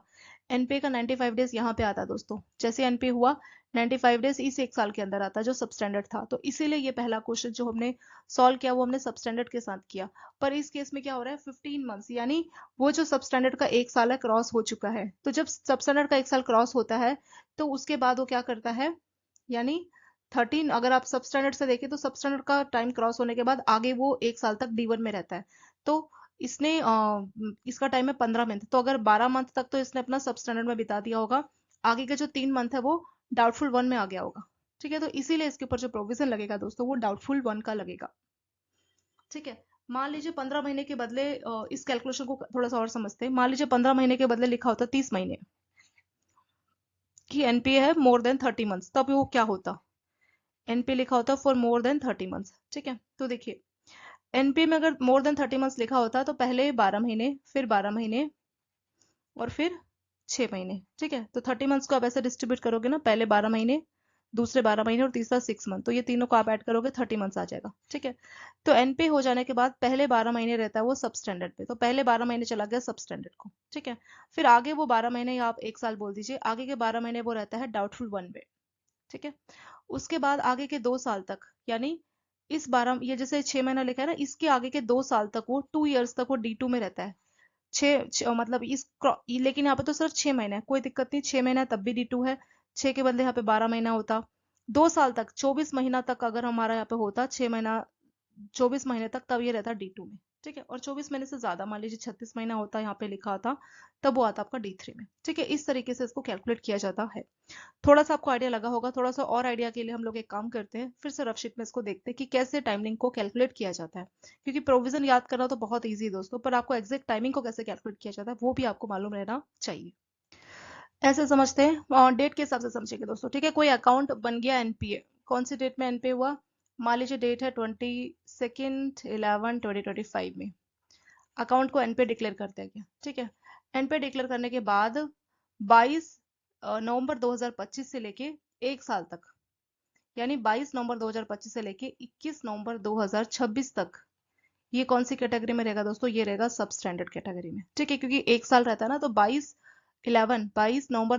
से आगे का 1 साल क्या रहेगा, 21/11/2026। ठीक है। तो ये 1 साल हो गया, इसीलिए 1 साल की वजह से ये रहेगा दोस्तों सब स्टैंडर्ड कैटेगरी में। फिर 21 जनवरी 2026 के बाद से नेक्स्ट डे कौन सा होगा, वो होगा दोस्तों 11 यानी नवंबर 2026 से लेके आगे के 1 साल तक, यानी 21/11/2027। आगे का फिर 1 साल ये रहेगा डाउटफुल वन में। ठीक है। तो ये हो गया हमारा D1। फिर D2 में कितने साल रहता है दोस्तों, D2 में रहता है ये 2 साल तक, यानी 21 के बाद नेक्स्ट डेट आएगी 22/11/2027 से लेके आगे के 2 साल। तो 27 में आप 2 साल ऐड कर दीजिए, क्या हो जाएगा 28 और 29। तो 21/11/2029 तक ये रहेगा दोस्तों D2 कैटेगरी में। ठीक है। फिर आगे 21 के बाद से नेक्स्ट डे क्या होगा, ये होगा 22/11/2029 से लेके आगे तक, मतलब इसमें कोई टाइम नहीं है, 3 साल से ज्यादा। ठीक है। जैसे ये 1 साल तक, 1 साल से 3 साल तक, और 3 साल से ज्यादा, ये रहेगा D2 और D3 कैटेगरी में। ठीक है। इसके बाद ये डी डाउटफुल की तीनों कैटेगरी क्रॉस कर गया। डाउटफुल में तीन ही है, D1 D2 D3। डाउटफुल की कैटेगरी को क्रॉस करके तीसरी में आएगा वो है लॉस। लॉस क्या होता है कि जो सिक्योरिटी इरोजन है 90% से ज्यादा है, यानी सिक्योरिटी की जो वैल्यू है 10% से कम बची है। ठीक है, लेस देन 10%। तो उस केस में इसको लॉस डिक्लेयर कर दिया जाएगा। तो टाइमिंग और प्रॉपर डेट के हिसाब से मैंने बताया दोस्तों कि कैसे आपको पता करना है कि ये कौन सी कैटेगरी होगी, कब ये सब स्टैंडर्ड होगा, कब ये D1 होगा, D2 होगा या D3 होगा। ठीक है। तो डेट के हिसाब से आप देख सकते हैं, एनपीए डिक्लेयर हुआ 22/11/2025 को, कोई भी अकाउंट डिक्लेयर हुआ तो उसके आगे के 1 साल तक वो रहेगा सब स्टैंडर्ड में। तो 22/11/25 से लेके 21/11/26, 1 साल हो गया ना, तो ये 1 साल तक सब स्टैंडर्ड में रहेगा। ठीक है। इसको आप डेज के हिसाब से भी काउंट कर सकते हैं। ये तो मैंने डेट्स के हिसाब से बताई, आप उसको डेज के हिसाब से भी आइडिया लगा सकते हैं। मान लीजिए कोई अकाउंट एनपीए हो गया, एनपीए हो जाने के बाद 6 महीने के बाद जो है बैंकों को प्रोविजन रखना है, तो एनपीए के 6 महीने बाद कहाँ रहेगा, वो इसी कैटेगरी में तो आएगा, 1 साल तक तो इसी में रहता है। तो उस केस में हम सब स्टैंडर्ड का प्रोविजन लगाएंगे। 6 महीने के बाद लिखा होगा कि एक दूसरा क्वेश्चन, कि एनपीए हो गया और एनपीए हो जाने के 20 महीने बाद। ठीक है। तो एनपीए का 20 महीना हम कैसे कैलकुलेट करेंगे, एनपीए का पहले 12 महीना तो चला जाएगा सब स्टैंडर्ड में। ठीक है। तो एनपीए का 20 महीने बाद जो है प्रोविजन लगाना है, तो कौन सी वाली कैटेगरी का प्रोविजन लगेगा, तो पहले 12 महीना जो है, 20 में से 12 महीने तो चला गया सब स्टैंडर्ड में। फिर कितने महीने बचे बचे यहाँ पे 8 महीने। तो 8 महीने कहाँ रहेगा, यहाँ पे रहेगा D1 में। क्यों, क्योंकि आगे 1 साल तक वो D1 में ही रहता है। तो उस केस में हम लोग D1 का प्रोविजन लगाएंगे। ठीक है। यह एक क्वेश्चन है कि एनपीए हो गया और 34 महीना हो गया। ठीक है। एनपीए हो जाने के 34 महीने बाद बैंकों को प्रोविजन लगाना है, तो कौन सा प्रोविजन लगेगा, 34 मंथ्स के बाद। तो एनपीए हो जाने के बाद पहले 12 महीने का जो है वो तो सब स्टैंडर्ड का प्रोविजन लगता। ठीक है। फिर उससे आगे का 12 महीने D1 का लगता। 12 और 12 24, कितने महीने बचे, 24 और 10 34, और आपके पास बचे हैं दोस्तों 10 महीने। तो नॉर्मल सी बात है, वो 10 महीने आ जाएगा हमारा D2। तो इस केस में जो प्रोविजन लगेगा वो D2 के हिसाब से लगेगा। आई होप दोस्तों आपको इस रफ शीट से थोड़ा सा आइडिया लग चुका होगा कि किस तरीके से कैलकुलेशन की जाती है। मैंने डेज के हिसाब से भी बताया और डेट्स के हिसाब से भी बताया। ठीक है। अगर नंबर ऑफ डेज दिया हो कि 20 दिन बाद, 40 दिन बाद या 50 दिन बाद या 80 दिन बाद एनपीए हो जाने के इतने दिन बाद बैंकों को प्रोविजन लगाना है, तो कितना प्रोविजन बैंकों को पे करना पड़ेगा, कितना प्रोविजन लगाना होगा। ठीक है। डेज के हिसाब से भी आप कैलकुलेट कर सकते हैं, या फिर अगर डेट्स दी होगी कि 22 नवंबर को अकाउंट एनपीए हो गया, तो बताइए 21, अगर यहाँ पे मान लीजिए डेट्स पूछ लेता आपसे कि 22 नवंबर 2025 को अकाउंट हो गया एनपीए, तो बताइए कोई भी डेट्स आप रैंडमली सेलेक्ट कर लीजिए। 7 फरवरी 2026 को अगर जो है इसके ऊपर प्रोविजन लगाना है तो कितना लगेगा। तो 7 फरवरी 2026 कहाँ पे आएगा दोस्तों, देखिए 22 नवंबर को एनपीए हुआ ना, तो 22 नवंबर 25 से लेके 21 नवंबर 26 तक वो रहेगा आपका सब स्टैंडर्ड कैटेगरी में। और यहाँ पे डेट्स क्या दी है, 7 फरवरी 2026, तो 7 फरवरी 2026 कहाँ आएगा, इसी रेंज में आएगा ना। ठीक है, तो 21/11/25 से लेके उसके 2 महीने बाद ही आपको, 2-3 महीने बाद ही आपको 7 फरवरी मिलेगा, तो वो इसी रेंज में आएगा। तो इस केस में लगेगा दोस्तों सब स्टैंडर्ड का प्रोविजन। ठीक है, प्रोविजन नॉर्म्स तो आपको एज इट इज ही याद करने होंगे, जो हमने पहली स्लाइड में देखा था ना, सब स्टैंडर्ड में क्या प्रोविजन होता है। सिक्योर्ड पोर्शन पे 15% और अनसिक्योर्ड पे 25%। ठीक है, तो उस तरीके से प्रोविजन आपको लगाना रहता है। अब हम अपने क्वेश्चंस पे ही आ जाते हैं दोस्तों। ये वाला क्वेश्चन था हमारा, यहाँ पे 15 मंथ बोला था कि एनपी हो जाने के 15 महीने बाद, तो यहाँ पे डेट नहीं दी, हमें नंबर ऑफ डेज दिया है। तो हमें मालूम है कि एनपी हो जाने के रहता है आपका सब स्टैंडर्ड में, 12 महीने के बाद वो डी वन में आ जाता है। ठीक है, 1 साल तक रहेगा वो। तो यहाँ पे लिखा है कि NPA for more than 15 months,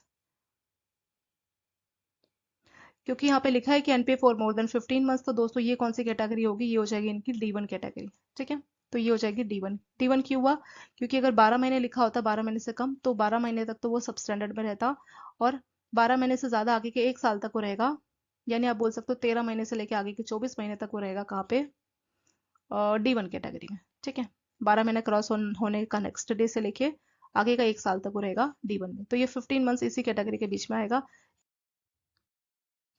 सो ये डी वन कैटेगरी का होगा। और डी वन कैटेगरी में जो प्रोविजन है दोस्तों, सिक्योर्ड पोर्शन पे कितना लगता है, यहाँ पे लिख लेते हैं, सिक्योर्ड पोर्शन पे लगता है 25%, और जो आपका अनसिक्योर्ड पोर्शन है उस पर लगता है 100%। ठीक है, तो इस केस में देखेंगे 50 करोड़ का लोन है, जिसमें से 40 करोड़ की सिक्योरिटी है। सिक्योरिटी है कितना, 40 करोड़, तो सिक्योर पोर्शन कितना हो गया, वो हो गया आपका 40 करोड़, और बाकी का जो बच गया वो हो गया आपका अनसिक्योर पोर्शन। 50 करोड़ का लोन दिया था, 40 करोड़ की सिक्योरिटी है, 50 माइनस 40 जो कि होगा आपका 10 करोड़, तो 10 करोड़ हो गया। इन दोनों को सॉल्व करेंगे और ऐड कर देंगे, और आपका प्रोविजन इसमें आ जाएगा फाइनल आपका आंसर। ठीक है, 25% का अगर आप लोग 40 करोड़ का 25% लेंगे तो ये आ जाएगा दोस्तों 10 करोड़, और ऐसे 10 करोड़ का आप 100% लेंगे तो वो हो जाएगा आपका 10 करोड़। तो टोटल ऐड करेंगे, ये हो जाएगा दोस्तों 20 लगेगा दोस्तों, वो कितना लगेगा, 20 करोड़। तो इस बैंक को 20 करोड़ का प्रोविजन देना होगा, क्यों, क्योंकि ये डी वन कैटेगरी का लोन है। 12 महीने तक रहता है डी सब स्टैंडर्ड में, 12 महीने से आगे 1 साल तक रहेगा वो डी वन में, तो ये डी वन है। डी वन का प्रोविजन एज पर आरबीआई के नॉर्म्स के हिसाब से हमें याद करके जाना चाहिए जो दोस्तों, और जो है आपका सिक्योर्ड पोर्शन का 25%, अनसिक्योर्ड पोर्शन का 100%। ठीक है, तो सिक्योर्ड कितना था, 40 करोड़ की सिक्योरिटी है, तो इसीलिए सिक्योर्ड पोर्शन हो गया कितना, 40 करोड़। 50 में से 40 करोड़ की सिक्योरिटी है, बाकी का जो बच गया 50 माइनस 40 यानी 10 करोड़ हो गया हमारा अनसिक्योर्ड पोर्शन। इन्हें हमने सॉल्व किया, और सॉल्व करके फाइनल आंसर कितना है दोस्तों, 20 करोड़। ठीक है, तो ये हो गया हमारा फाइनल आंसर। अब हम देखेंगे अपना next question. So next numerical भी हमारा उसी टॉपिक के ऊपर है, आपका प्रोविजन के ऊपर। एबीसी बैंक सेम डेफिनेशन है दोस्तों, वही बैंक है, और 2025-26 में उसके कुछ को एनपीए क्लासिफाई किया गया और प्रोविजन रखने को बोला गया एज पर आरबीआई नॉर्म्स। ठीक है, तो इस बार कौन सा है, इस बार हाउसिंग लोन जो कि एनपीए हो गया है। कस्टमर बोरोवर का नाम है मिस्टर आर। एक्सपोजर, एक्सपोजर होता है कि कितना लोन बैंक ने उसको दिया है, तो लोन दिया है बैंक ने उसको 65 लैक्स का। ठीक है, सो 65 लैक्स का लोन दिया गया है। सिक्योरिटी की बात करें तो जो प्रॉपर्टी है मिस्टर आर की, जो रेजिडेंशियल प्रॉपर्टी है, अभी उसका मार्केट वैल्यू 55 लैक्स है, यानी अगर बैंक इसको अभी बेचेगा तो 55 लाख रुपीस बैंक को मिलेंगे। अभी जो स्टेटस है लोन का, वो है classified as NPA for 380 days, यानी एनपीए को क्लासिफाई किए हुए 380 डेज हो गया है। सो हमें इस केस में बताना है कि बैंकों को इस मिस्टर आर के हाउसिंग लोन के लिए कितना प्रोविजन रखना होगा। सो जब एनपीए होता है, एनपीए कब होता है दोस्तों, कि 90 डेज क्रॉस हो गया, 91 डेज के बाद से जो है एनपीए की कैटेगरी शुरू हो जाती है। ठीक है, तो एनपीए के बाद वो पहले 1 साल तक रहता है सब स्टैंडर्ड में। ठीक है, तो पहला 1 साल यानी कि एनपीए हो जाने के बाद 1 साल तक, 1 साल में आप मान के चल सकते हैं 365 डेज, यानी ये जो लोन है एनपीए हो जाने के बाद से 365 डेज तक तो रहा होगा कौन सी कैटेगरी में, एनपीए के बाद से 1 साल तक वो रहता है सब स्टैंडर्ड, तो 365 डेज तक ही रहा होगा सब स्टैंडर्ड में। ठीक है, लेकिन यहाँ पे 365 डेज नहीं दोस्तों, यहाँ पे 380 डेज है, यानी 365 के आगे का जो डेज है, या ये बोल सकते हैं कि 1 साल के बाद का जो टाइम है, यानी 366 डेज से लेके आगे के 1 साल तक ही कहाँ रहेगा दोस्तों, ये रहेगा डी वन में। फिर उससे आगे के 2 साल तक ये रहेगा D2 में, और इसको आप ऐसे भी बोल सकते हैं आगे के 1 साल, 1 से 3 साल। इस केस में अगर हम डेज काउंट करें तो 365 डेज तक ये जो लोन है, अगर एनपे होता है 365 डेज या 1 ईयर्स तक, तो ये होता है सब स्टैंडर्ड। 380 के बदले लिखा होता 364 डेज या 365 डेज, तो हम बोलते हैं कि ये सब स्टैंडर्ड है, और सब स्टैंडर्ड के हिसाब से प्रोविजन लगता। लेकिन यहाँ पे 365 नहीं बल्कि 380 डेज है, तो 365 के बाद से आगे के 1 साल तक ये कहाँ रहेगा, ये रहेगा D1 कैटेगरी। तो इस लोन का जो प्रोविजन है दोस्तों वो D1 के हिसाब से रखा जाएगा, क्योंकि वो सब स्टैंडर्ड के बाद जो अगली कैटेगरी होती है एनपे की, वो होती है हमारी डाउटफुल। और लास्ट में होता है लॉस, जब कोई भी रिकवरी का चांस ना लगे, ठीक है, या सिक्योरिटी की वैल्यू 10% से कम रह जाए तो भी उसको लॉस असेट मान के उसी हिसाब से provision होता है। इस केस में D1, तो D1 के हिसाब से प्रोविजन रखा जाएगा है कि सिक्योर्ड 25% और अनसिक्योर्ड पे 100% का होगा। सिक्योर्ड पोर्शन कितना है दोस्तों, सिक्योर्ड है, देखिए कितने का सिक्योरिटी मिला हुआ है, 55 लाख का सिक्योरिटी मिला है, तो सिक्योर्ड पोर्शन हो जाएगा दोस्तों 55 lakhs। और अनसिक्योर्ड पोर्शन कितना है, 65 लाख का लोन दिया है, 65 में से 55 लाख की तो सिक्योरिटी की वैल्यू है, तो बाकी का जो बच गया कितना बचा, 10 लाख, तो ये 10 लाख हो जाएगा दोस्तों अनसिक्योर। ठीक है, 10 लाख हो जाएगा आपका अनसिक्योर।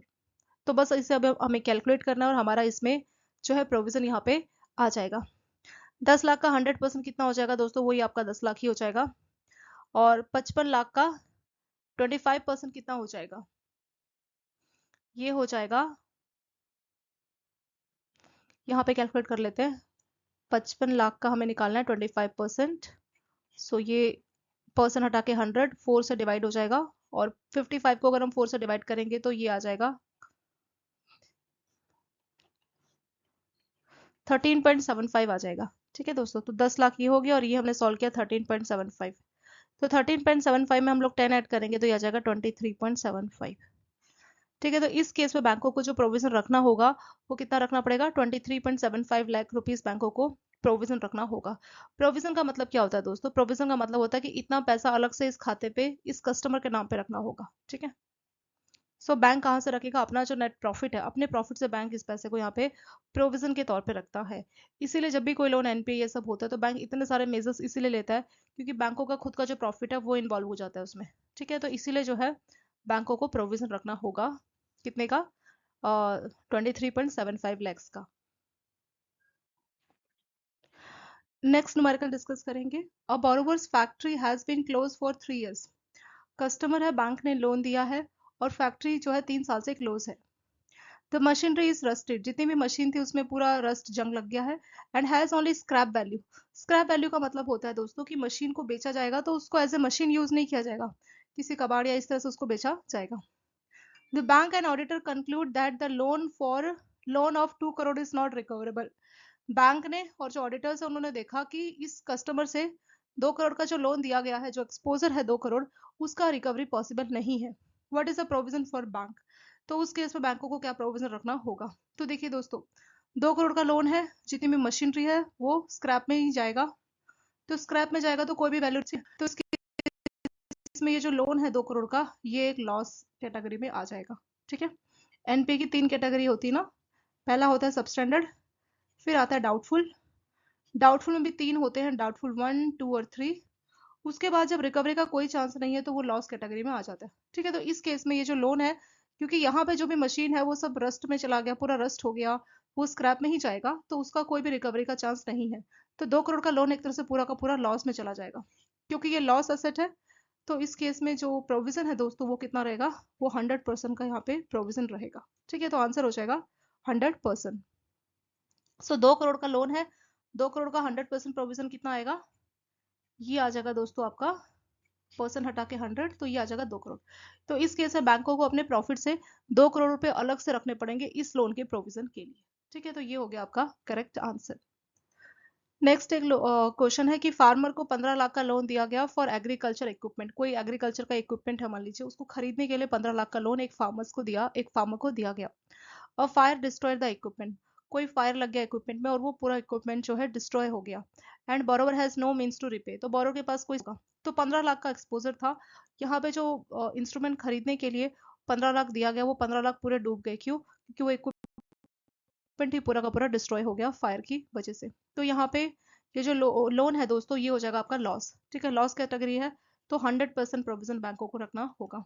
तो 15 लाख का 100% कितना होगा, ये हो जाएगा दोस्तों 15 लाख। तो इस केस में बैंकों को 15 लाख अपने नेट प्रॉफिट से अलग से इस लोन के नाम पे रखना होगा।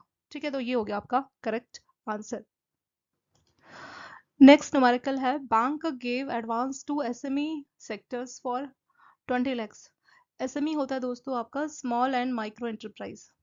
तो बैंक ने स्मॉल और जो माइक्रो एंटरप्राइज है उसको 20 लाख का लोन दिया है। लोन इन स्टैंडर्ड स्टेटस, अभी लोन जो है एनपीए नहीं है, ये स्टैंडर्ड ही लोन है।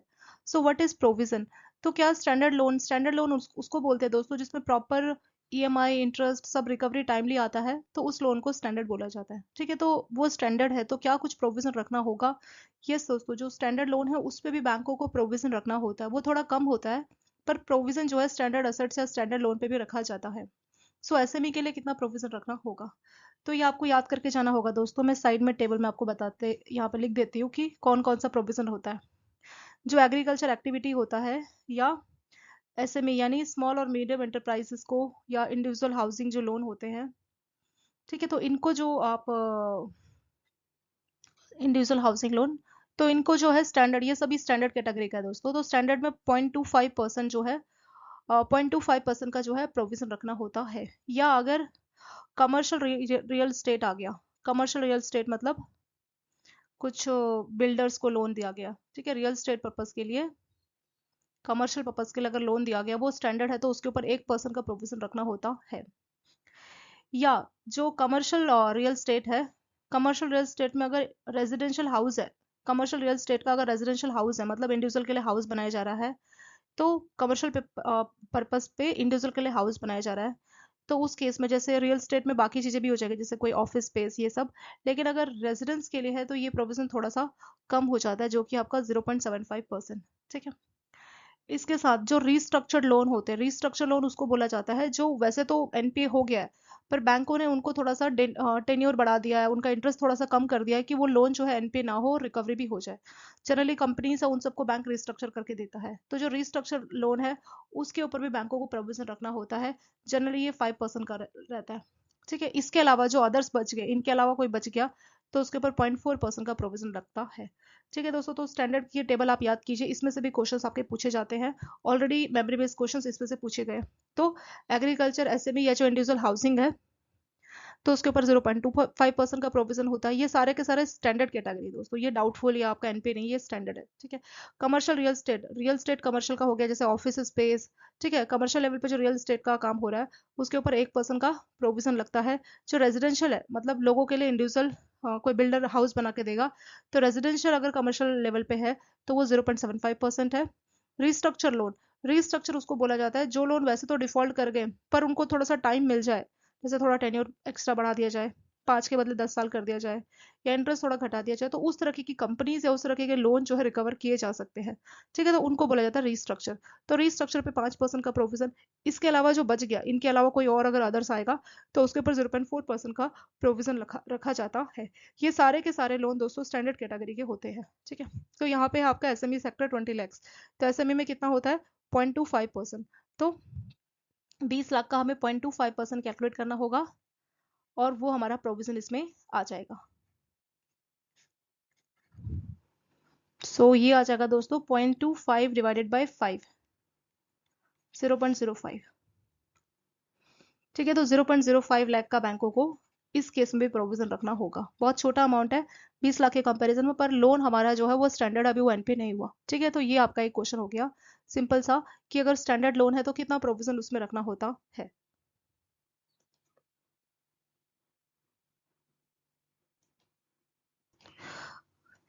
नेक्स्ट क्वेश्चन हमारा, लोन आउटस्टैंडिंग बैलेंस जो है 10 lakhs का है।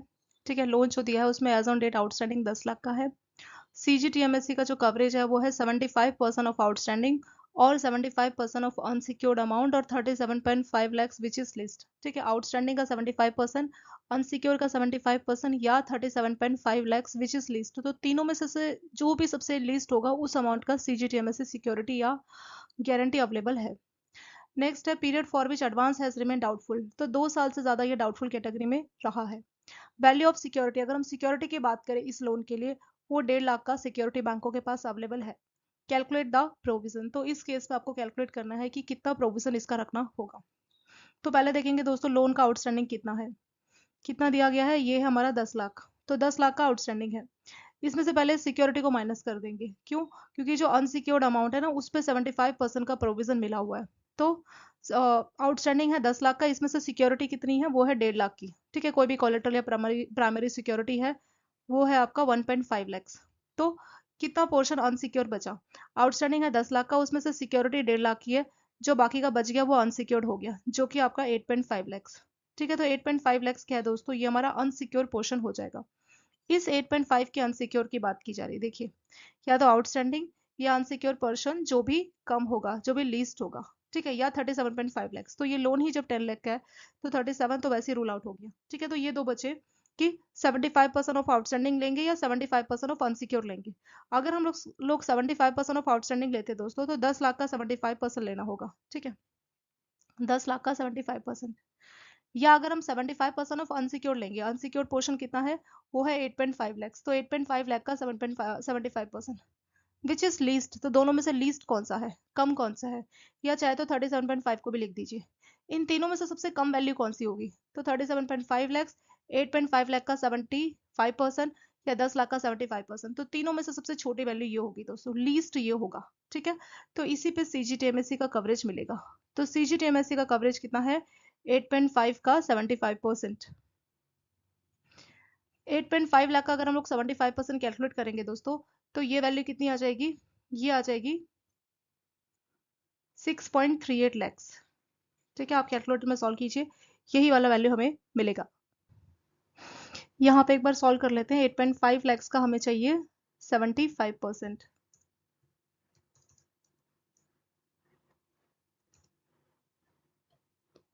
ठीक है। तो ये 6.375, तो अप्रोक्सीमेटली इसको 6.38 हम बोल सकते हैं। तो सीजीटीएमएससी इतने का कवरेज हमें देगा। अब हमारा कितना अनसिक्योर्ड बचा, अनसिक्योर्ड वैसे तो 8.5 लाख था, उसमें से सीजीटीएमएससी ने कवरेज दिया 6.38 लाख का, तो बाकी का जो नेट अनसिक्योर्ड अमाउंट है वो हमें सॉल्व करना होगा, ठीक है। तो 8.5 लाख में से इसको हम लोग माइनस करेंगे, तो वो हमारा बैंकों का नेट अनसिक्योर पोर्शन बचेगा। तो 8.5 में से हमें 6.38 को माइनस करना रहेगा, सो ये आ जाएगा दोस्तों 2.12। तो नेट अनसिक्योर्ड पोर्शन कितना है, 2.12। तो देखिए अब बैंकों को क्या करना है, क्योंकि ये कौन सी कैटेगरी में है, इसमें लिखा है कि it has remain doubtful more than 2 years. तो जैसे ही लोन डाउटफुल में एंट्री करता है, सो डाउटफुल में 3 स्टेप से 3 कैटेगरी से उसको गुजरना होता है, D1 D2 D3। तो जैसे ही वो डाउटफुल में आता है, तो डाउटफुल में पहले 1 साल तक वो रहता है D1 में, फिर 1 से 3 साल तक वो रहता है D2 में, और 3 साल से आगे वो चला जाता है D3 में, ठीक है। तो यहाँ पे लिखा है कि अकाउंट या loan has advance has remain doubtful for more then 2 years, 2 साल से ज्यादा। तो 1 साल तक तो वो रहा होगा D1 में, पर more than 2 years in doubtful, तो डाउटफुल में वो 2 साल से ज्यादा रहा, यानी वो इस कैटेगरी में एंटर कर गया होगा। अगर 1 साल तक लिखा होता तो हम बोलते D1, पर 2 साल से ज्यादा, तो 2 साल से ज्यादा यानी 1 साल से 3 साल के बीच की कैटेगरी में आ गया, तो इसीलिए ये जो लोन होगा ये होगा हमारा D2। D2 में क्या होता है दोस्तों, सिक्योर पोर्शन पे 40% का, और अनसिक्योर पे, D2 में प्रोविजन क्या रखते हैं हम लोग, सिक्योर पे 40% का, और अनसिक्योर पे 100% का प्रोविजन रखना होता है, ठीक है। तो अनसिक्योर कितना है, अनसिक्योर है हमारा ये 2.12 नेट अनसिक्योर। तो 2.12 का हमें, अनसिक्योर हमारा 2.12, तो 2.12 का हमें 100% प्रोविजन रखना होगा, और जो सिक्योर पोर्शन है उसका हमें 40% प्रोविजन रखना होगा। सिक्योर पोर्शन कितना था हमारा टोटल, सिक्योरिटी कितनी थी, देखिए सिक्योरिटी कितनी थी हमारी, सिक्योरिटी का सिक्योर्ड पोर्शन मतलब जो हमारे लिए सिक्योरिटी अवेलेबल है, सीजीटीएमएस से दोस्तों ये गारंटी रहता है, ठीक है। तो ये सिक्योरिटी हम नहीं बोल सकते, तो सिक्योरिटी हमारे पास 1.5 लाख की थी, तो सिक्योर्ड पोर्शन हमारा 1.5 लाख हो जाएगा। तो 1.5 लाख का 40% प्लस 2.12 जो हमारा नेट अनसिक्योर्ड है उसका 100%, और बाकी का जो पैसा है आपका 6.38, वो तो हमारा सीजीटीएमएस ने गारंटी हमें कवरेज करके दिया है, उसको हम लोग सिक्योर्ड अनसिक्योर्ड नहीं बोलेंगे, वो हमारा सीजीटीएमएस का गारंटी है, ठीक है। तो 1.5 लाख का 40% होता है कितना, ये होगा दोस्तों आपका 60.60, ठीक है। और 2.12 का 100% यही होगा, तो 2.12 में हम लोग 6.6 को ऐड करेंगे तो यह आ जाएगा 2.72। तो इस केस में जो बैंकों को टोटल प्रोविजन रखना होगा वो रखना होगा दोस्तों 2.72 लैक्स का, ठीक है। तो यह आपका फाइनल आंसर इसमें आ गया। सो इसमें क्या हुआ है, 10 लाख का लोन दिया गया। उस 10 लाख के लोन में CGTMSE का जो सिक्योरिटी जो गारंटी है वो कितना अवेलेबल है, वो अवेलेबल है 75% ऑफ अनसिक्योर्ड, 75% ऑफ आउटस्टैंडिंग, या 37.5 लाख विच इज लिस्ट। तो तीनों वैल्यू को लिख के देखते हैं और देखते हैं सबसे कम वैल्यू कौन सी आएगी। तो पहला है 75% ऑफ आउटस्टैंडिंग। आउटस्टैंडिंग कितना दिया, 10 लाख, तो 10 लाख का 75%। दूसरा है 75% ऑफ अनसिक्योर्ड। अनसिक्योर्ड वैल्यू कितना है दोस्तों, 10 लाख है। नीचे एक लाइन लिखी है कि value of security is 1.5 lakh. तो 10 लाख में से सिक्योरिटी का वैल्यू 1.5 है, तो बाकी का जो बच गया वो अनसिक्योर्ड पोर्शन ही होगा। ठीक है, तो अनसिक्योर्ड कितना बचा, 10 माइनस 1.5 यानी 8.5 लाख। तो 8.5 लाख हमारा अनसिक्योर्ड अमाउंट है। तो 8.5 का 75%, तो 10 लाख का 75%, 8.5 का 75%, या 37.5 लाख। तो सबसे कम वैल्यू कौन सी है इसमें से, तो सबसे कम या लीस्ट वैल्यू दोस्तों 8.5% वाला। ठीक है, तो हमारा 8.5 का 75% ये हमारा CGTMSE कवरेज है। तो ये हमने लिख लिया 8.5 का 75%। इसको हम लोग सॉल्व करेंगे तो ये आ जाएगा 6.38 लाख। यानी इस 10 लाख में से CGTMSE हमें कितने पैसे देगा बैंक को, वो देगा 6.38 लाख। यानी इतना पैसा बैंकों को CGTMSE से मिल जाएगा। ठीक है, बाकी नेट अनसिक्योर्ड पोर्शन कितना बचा, 10 में से 1.5 लाख का तो सिक्योरिटी था, अनसिक्योर बचा था 8.5। तो इस अनसिक्योर में से 8.5 में से हमें गारंटी के तौर पे CGTMSE में 6.38 लाख रुपीस देगा। तो बाकी का अनसिक्योर कितना बचा, तो 8.5 माइनस 6.38, ये बचा दोस्तों 2.12। तो ये हमारा आ जाएगा नेट अनसिक्योर्ड अमाउंट, मतलब इसकी कोई सिक्योरिटी अवेलेबल है नहीं। ठीक है, तो नेट अनसिक्योर्ड अमाउंट हमारा कितना आएगा, 2.12। अब इसमें एक और लाइन है कि ये जो है डाउटफुल 2 साल से ज्यादा रहा है। तो जैसे ही डाउटफुल में एंटर करता है, 3 स्टेप्स या 3 स्टेजेस से गुजरना होता है। पहला होता है D1, D2, D3। D1 में 25% ऑफ सिक्योर्ड और 100% ऑफ अनसिक्योर्ड का प्रोविजन रहता है। D2 में 40% ऑफ सिक्योर्ड और 100% ऑफ अनसिक्योर्ड। पर हमें कैसे पता लगा कि ये D2 में ही आएगा, टाइमिंग से पता लगा दोस्तों। यहाँ पे लिखा है फॉर मोर देन 2 ईयर्स, तो 1 साल तक तो वो D1 में रहा होगा, 1 साल के बाद वो D2 में चला गया होगा, और 2 साल तक आगे 1 से 3 साल तक वो D2 में रहता है। तो मोर देन 2 ईयर्स में 1 साल तो उधर चला गया, बाकी का 1 साल D2 में एंटर कर गया, तो इसीलिए ये हमारा D2 कैटेगरी होगा। तो सिक्योर्ड पे 40% का प्रोविजन लगेगा। सिक्योर्ड कितना है, सिक्योरिटी कितने की थी, 1.5 लाख की थी। ठीक है, तो 1.5 लाख पे 40% का प्रोविजन लगेगा। बाकी का जो अनसिक्योर्ड है उस पर आपका 100% का प्रोविजन लगेगा।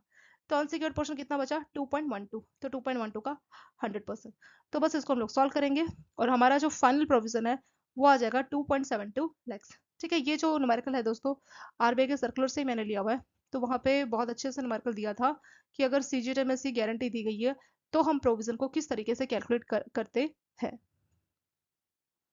CGTMSE एक तरह से गवर्नमेंट का गारंटी होता है जो लोन के ऊपर दिया जाता है। जनरली जो आपके मुद्रा लोन है, MSME लोन है, इस तरह के लोन्स को बढ़ावा देने के लिए सरकार जो है CGTMSE का गारंटी लोन पे बैंकों को देती है। तो बैंकों का ये फायदा होता है कि 100% इनसे पैसा तो मिल ही जाएगा, तो बैंक भी थोड़ा सा टेंशन फ्री होकर लोन आसानी से माइक्रो सेक्टर्स को दे सकते हैं। तो इसी वजह से CGTMSE का गारंटी का जो लोन है वो बैंकों के अनसिक्योर्ड पोर्शन में से माइनस किया जाता है, क्योंकि वो अब उतना पैसा तो मिल रहा है तो उसको हम क्यों बोले कि अनसिक्योर्ड है ना, तो इसीलिए इसको अनसिक्योर्ड पोर्शन में से माइनस किया जाता है। CGTMSE उसके अगर हम फुल फॉर्म की बात करें तो CGTMSE का फुल फॉर्म रहता है दोस्तों credit guarantee fund trust for micro and small enterprise. ठीक है, तो इसका फुल फॉर्म है हमारा credit guarantee fund trust for micro and small enterprise. और जो आपका आपका ये है CRGFTLIH, इसका फुल फॉर्म है credit risk guarantee fund trust for low income housing और national credit guarantee trust company. ठीक है, ऐसी एक होता है आपका NCGTC। इनका काम वही होता है कि गारंटी प्रोवाइड करने का काम करते हैं। जो छोटे अमाउंट के लोन, मुद्रा लोन, ये सब के लिए CGTMSE का गारंटी रहता है। ठीक है, और कभी भी बैंक जो अमाउंट या जो परसेंट ये कवर कर रहे हैं उस पर कभी भी बैंक प्रोविजन रखने को नहीं बोला जाता। RBI बैंकों को प्रोविजन रखने को नहीं बोलता उस अमाउंट पे जो अमाउंट ये कवर करके दे रहे हैं। ये एक टाइप का गारंटी होता है। CGTMSE का एक फीस चाहता है, जैसे इंश्योरेंस होता है ना, इंश्योरेंस का हम लोग प्रीमियम पे करते हैं, ऐसे CGTMSE का एक फी पे किया जाता है बैंकों के या कस्टमर के द्वारा। उस फी के आधार पर इतने परसेंट का जो है गारंटी मिलता है, और ये गारंटी जो है हमेशा अनसिक्योर्ड अमाउंट पे रहता है। मतलब जितने का लोन है और जो सिक्योरिटी अवेलेबल है उसको माइनस कर देंगे, जो बचेगा अनसिक्योर पोर्शन उस उतने ही परसेंट पे इनका गारंटी जो है सॉल्व किया जाता है। और जितना ये गारंटी देते हैं उस अमाउंट पे बैंकों को प्रोविजन नहीं रखना होता। जो बैलेंस अमाउंट बच जाता है उस हिसाब से बैंक उस पर प्रोविजन को कैलकुलेट करता है। ऐसे एक क्वेश्चन दोस्तों ECGC का है, एक्सपोर्ट क्रेडिट गारंटी कॉर्पोरेशन। इस बार जो आपका जून 2025 में एग्जाम हुआ था तो ECGC के इस टाइप का एक न्यूमेरिकल आपका पूछा गया था। ईसीजीसी का फुल फॉर्म रहता है एक्सपोर्ट क्रेडिट गारंटी कॉर्पोरेशन। तो सेम ये भी एक टाइप का गारंटी होता है जो कि अनसिक्योर्ड अमाउंट पे दिया जाता है। सो यहाँ पे क्वेश्चन है, आउटस्टैंडिंग बैलेंस 4 लाख है। ईसीजीसी का अगर हम कवरेज बोले तो 50% अमाउंट जो है ईसीजीसी कवर करके देगा। Period for which advance has become doubtful, तो ये जो डाउटफुल है वो 6 महीने से ज्यादा टाइम पे है। जो सिक्योरिटी है, सिक्योरिटी की वैल्यू 1.5 लाख रुपए है। सो इसके आधार पर हमें बताना है कि प्रोविजन कितना इस केस में बैंकों को रखना होगा। ये भी मैंने आपका आरबीआई सर्कुलर से लिया है दोस्तों, येलो न्यूमेरिकल। सो आउटस्टैंडिंग बैलेंस कितना है, 4 लाख। तो सबसे पहला काम है हमें ये देखना कि कौन सा पोर्शन है जो कि अनसिक्योर्ड है। तो या आउटस्टैंडिंग 4 लाख, इसमें से पहले देखेंगे सिक्योरिटी कितने की है। So value of security available 1.5 lakh रुपए। सो इसको हम लोग माइनस कर देंगे। तो जब हम 4 में से 1.5 को माइनस करेंगे, ये हो जाएगा 2.5 लैक्स। ये हमारा आ जाएगा दोस्तों अनसिक्योर्ड पोर्शन।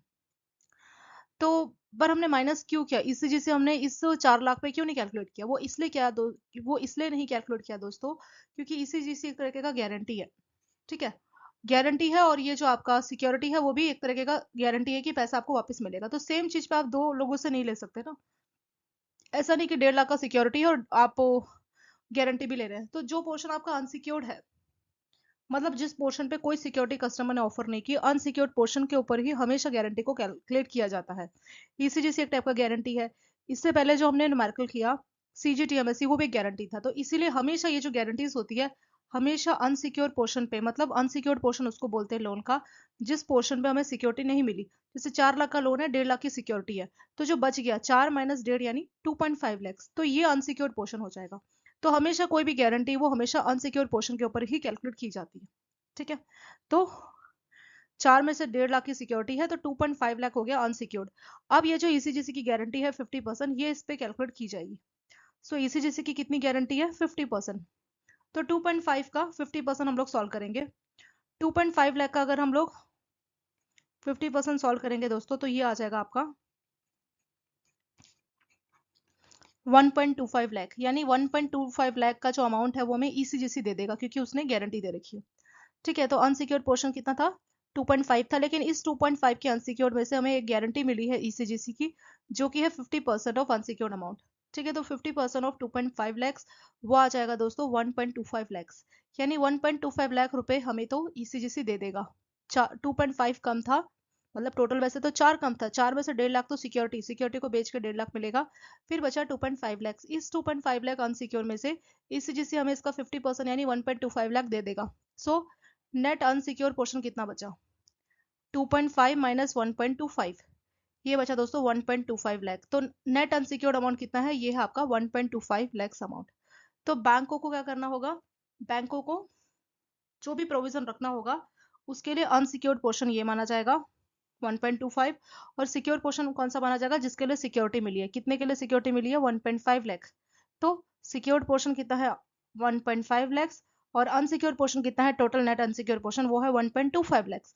बाकी का क्या हुआ, बाकी 2.5 लैक्स तो सॉरी 1.25 लाख तो ईसीजीसी में दे देगा। ठीक है, तो जो ईसीजीसी हमें दे देगा या ईसीजीसी सीजीटीएमएससी का गारंटी, उस पर कभी भी बैंकों को प्रोविजन नहीं रखना होता है। ठीक है, तो आरबीआई के सर्कुलर में हर जगह पे बात बिल्कुल क्लियर मेंशन है कि जो अमाउंट ईसीजीसी या सीजीटीएमएससी या आपका एनसीजीटीसी यानी कि national credit guarantee trust company limited, ये भी एक तरह से गारंटी देने का ही काम करती है, या CRGFTLH यानी कि credit risk guarantee fund trust for low income housing group. ठीक है, तो ये जो गारंटीज होती है, कभी भी इनकी गारंटी मतलब एक तरह से 100% श्योर रहती है, क्योंकि उन्होंने गारंटी दी तो पैसा 100% ये लोग दे देंगे। तो जब 100% श्योर है, तो जब डाउट ही नहीं बचता वहां पे, तो उसके लिए क्यों बैंकों को प्रोविजन रखना। प्रोविजन हमेशा उसी पोर्शन के लिए रखा जाता है जिसपे कुछ चांसेस रहते हैं, मतलब डाउट रहता है। तो इसको कभी भी ना तो सिक्योर्ड ना ही अनसिक्योर्ड उस कैटेगरी में कभी भी नहीं रखा जाता इसको। ये जो इनका प्रोविजन है, हमेशा इसको अनसिक्योर्ड में से कैलकुलेट करके माइनस कर दिया जाएगा, और जो बाकी का नेट अनसिक्योर्ड बचेगा उसी पे बैंक प्रोविजन रखता है। ठीक है, सो नेट अनसिक्योर कितना बचा, वो है 1.25 लाख। ये है अनसिक्योर पोर्शन। सिक्योर पोर्शन कितना है, जिसके लिए सिक्योरिटी मिली है कस्टमर से, तो कस्टमर से सिक्योरिटी मिली है 1.5 लाख। तो ये कौन सी कैटेगरी में दोस्तों, इसमें लिखा है कि ये जो एडवांस है ये डाउटफुल में है फॉर मोर देन 6 मंथ।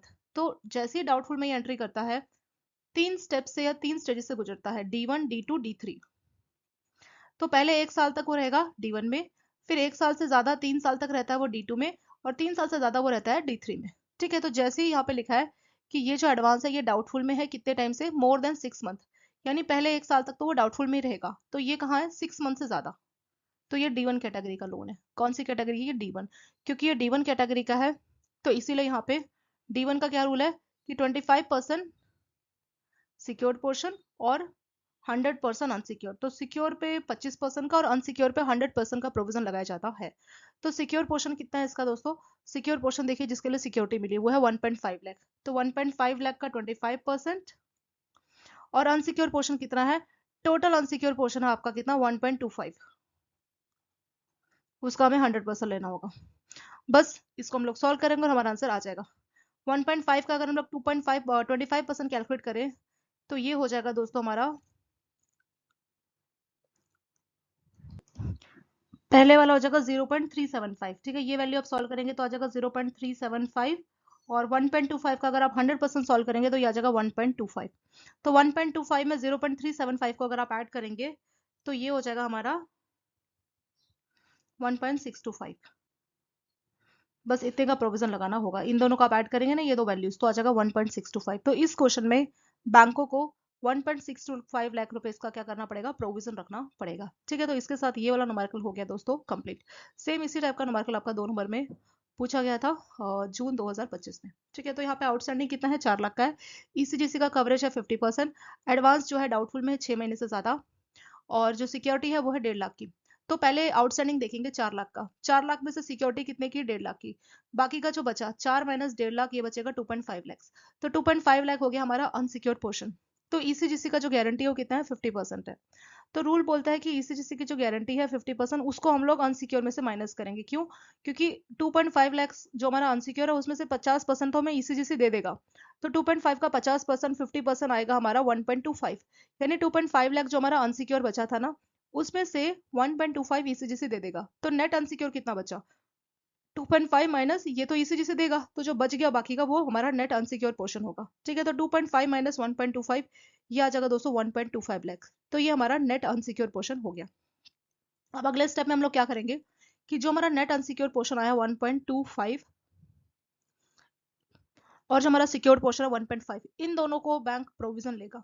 पर कौन सा कैटेगरी होगा, D1 D2 या D3। तो यहाँ पे लिखा है कि ये जब डाउटफुल बना, ये डाउटफुल रहा 6 महीने से ज्यादा, तो जैसे डाउटफुल में एंटर करता है पहले 1 साल तक वो D1 में रहता है। तो यहाँ पे लिखा है मोर देन 6 मंथ, तो ये पहले 1 साल की कैटेगरी में आएगा डाउटफुल, तो इसी वजह से इसको D1 में रखेंगे।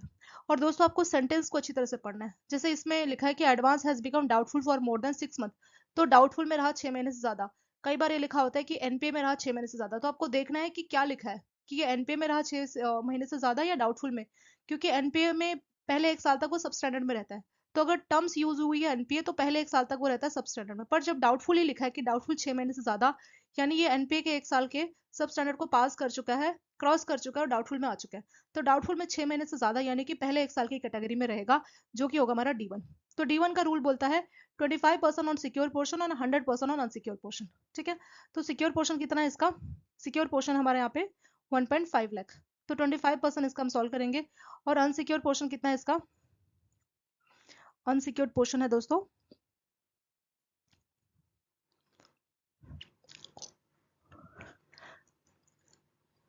अनसिक्योर्ड है 1.25 और सिक्योर पोर्शन है दोस्तों 1.5। ठीक है, तो वही हमने यहाँ पे सॉल्व किया। अनसिक्योर है 1.25, उसका 10% 100% सॉल्व किया है, और सिक्योर का 25% सॉल्व किया। फाइनल आंसर आ जाएगा 1.625। तो ये इस न्यूमेरिकल का फाइनल आंसर हो चुका है कंप्लीट। तो काफी सारा हमने प्रोविजन के अलग अलग न्यूमेरिकल्स को सॉल्व किया है, और उस तरीके से हमारे ये प्रोविजन के काफी क्वेश्चंस हो चुके हैं कंप्लीट। सो नेक्स्ट क्वेश्चन है what is NPA in agriculture crops. तो एग्रीकल्चर जो क्रॉप्स होती है, एग्रीकल्चर लोन जो दिए जाते हैं उसमें एनपीए का डेफिनेशन किस तरीके से है। In respect of agriculture advance if default for a period of 2 crop season in case of short duration. तो दोस्तों एग्रीकल्चर जो क्रॉप्स है उसमें ड्यूरेशन के हिसाब से डिसाइड होगा। अगर शॉर्ट ड्यूरेशन की क्रॉप है तो उस केस में 2 क्रॉप सीजन में अगर आपने डिफॉल्ट कर दिया तो उस केस में उसको बोला जाएगा कि ये एनपी हो गया। या अगर लॉन्ग ड्यूरेशन क्रॉप है, सो लॉन्ग ड्यूरेशन के केस में सिंगल एक बार ही आपने डिफॉल्ट किया तो उसको एनपीए बोल दिया जाएगा। ठीक है, तो अगर हम क्रॉप की बात करें एग्रीकल्चर क्रॉप की, तो ड्यूरेशन के ऊपर डिपेंड करेगा शॉर्ट ड्यूरेशन है या लॉन्ग ड्यूरेशन है। अगर शॉर्ट ड्यूरेशन क्रॉप है तो 2 सीजन तक, मतलब शॉर्ट ड्यूरेशन कौन सी जो 6 महीने में हार्वेस्ट कर ली जाएंगी, तो 2 सीजन आ गया, और 2 सीजन होने के बावजूद भी अगर रिकवरी नहीं दी, कस्टमर ने कुछ पैसा नहीं दिया, तो उसको एनपीए डिक्लेयर कर दिया जाएगा। अगर लॉन्ग ड्यूरेशन वाली है तो एक क्रॉप सीजन के हिसाब से अगर कस्टमर ने कुछ भी पैसा नहीं दिया, वो इंटरेस्ट प्रिंसिपल कुछ नहीं रिपे किया, तो उसको एनपीए डिक्लेयर कर दिया जाएगा। ये भी आपका मेमोरी बेस्ड क्वेश्चन है, ये भी बहुत बार रिपीट कर दिया जाता है।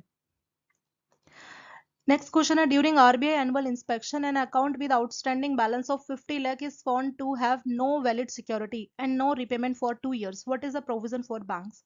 ठीक है, तो यहाँ पे बोला गया दोस्तों कि आरबीआई का क्या है, आरबीआई ने इंस्पेक्शन की और एक लोन जिसका आउटस्टैंडिंग था 50 लाख रुपए, ठीक है, उसमें कोई भी सिक्योरिटी नहीं है, is found to have no valid security, उसमें कोई भी सिक्योरिटी नहीं है, and no repayment for 2 years, 2 साल तक कुछ भी रिपेमेंट नहीं हुआ। So what is provision for bank, तो उस केस पे बैंकों को कितना प्रोविजन रखना होगा। तो देखिए, जब आरबीआई का ऑडिट हुआ और आरबीआई ने उस ऑडिट में बोला कि 2 साल से आपने कुछ भी रिपेमेंट नहीं किया और ना ही आपके पास कोई सिक्योरिटी अवेलेबल है, तो इस केस में आरबीआई के डायरेक्शन के हिसाब से बैंक इसको लॉस डिक्लेयर कर देगा। तो लॉस है तो पूरा 100% प्रोविजन बैंकों को रखना होगा। तो 50 लाख का अगर आप 100% कैलकुलेट करेंगे दोस्तों, तो ये कितना हो जाएगा, ये हो जाएगा आपका 50 लाख रुपए। तो इस केस में बैंकों को 50 लाख का ही प्रोविजन जो है रखना पड़ेगा।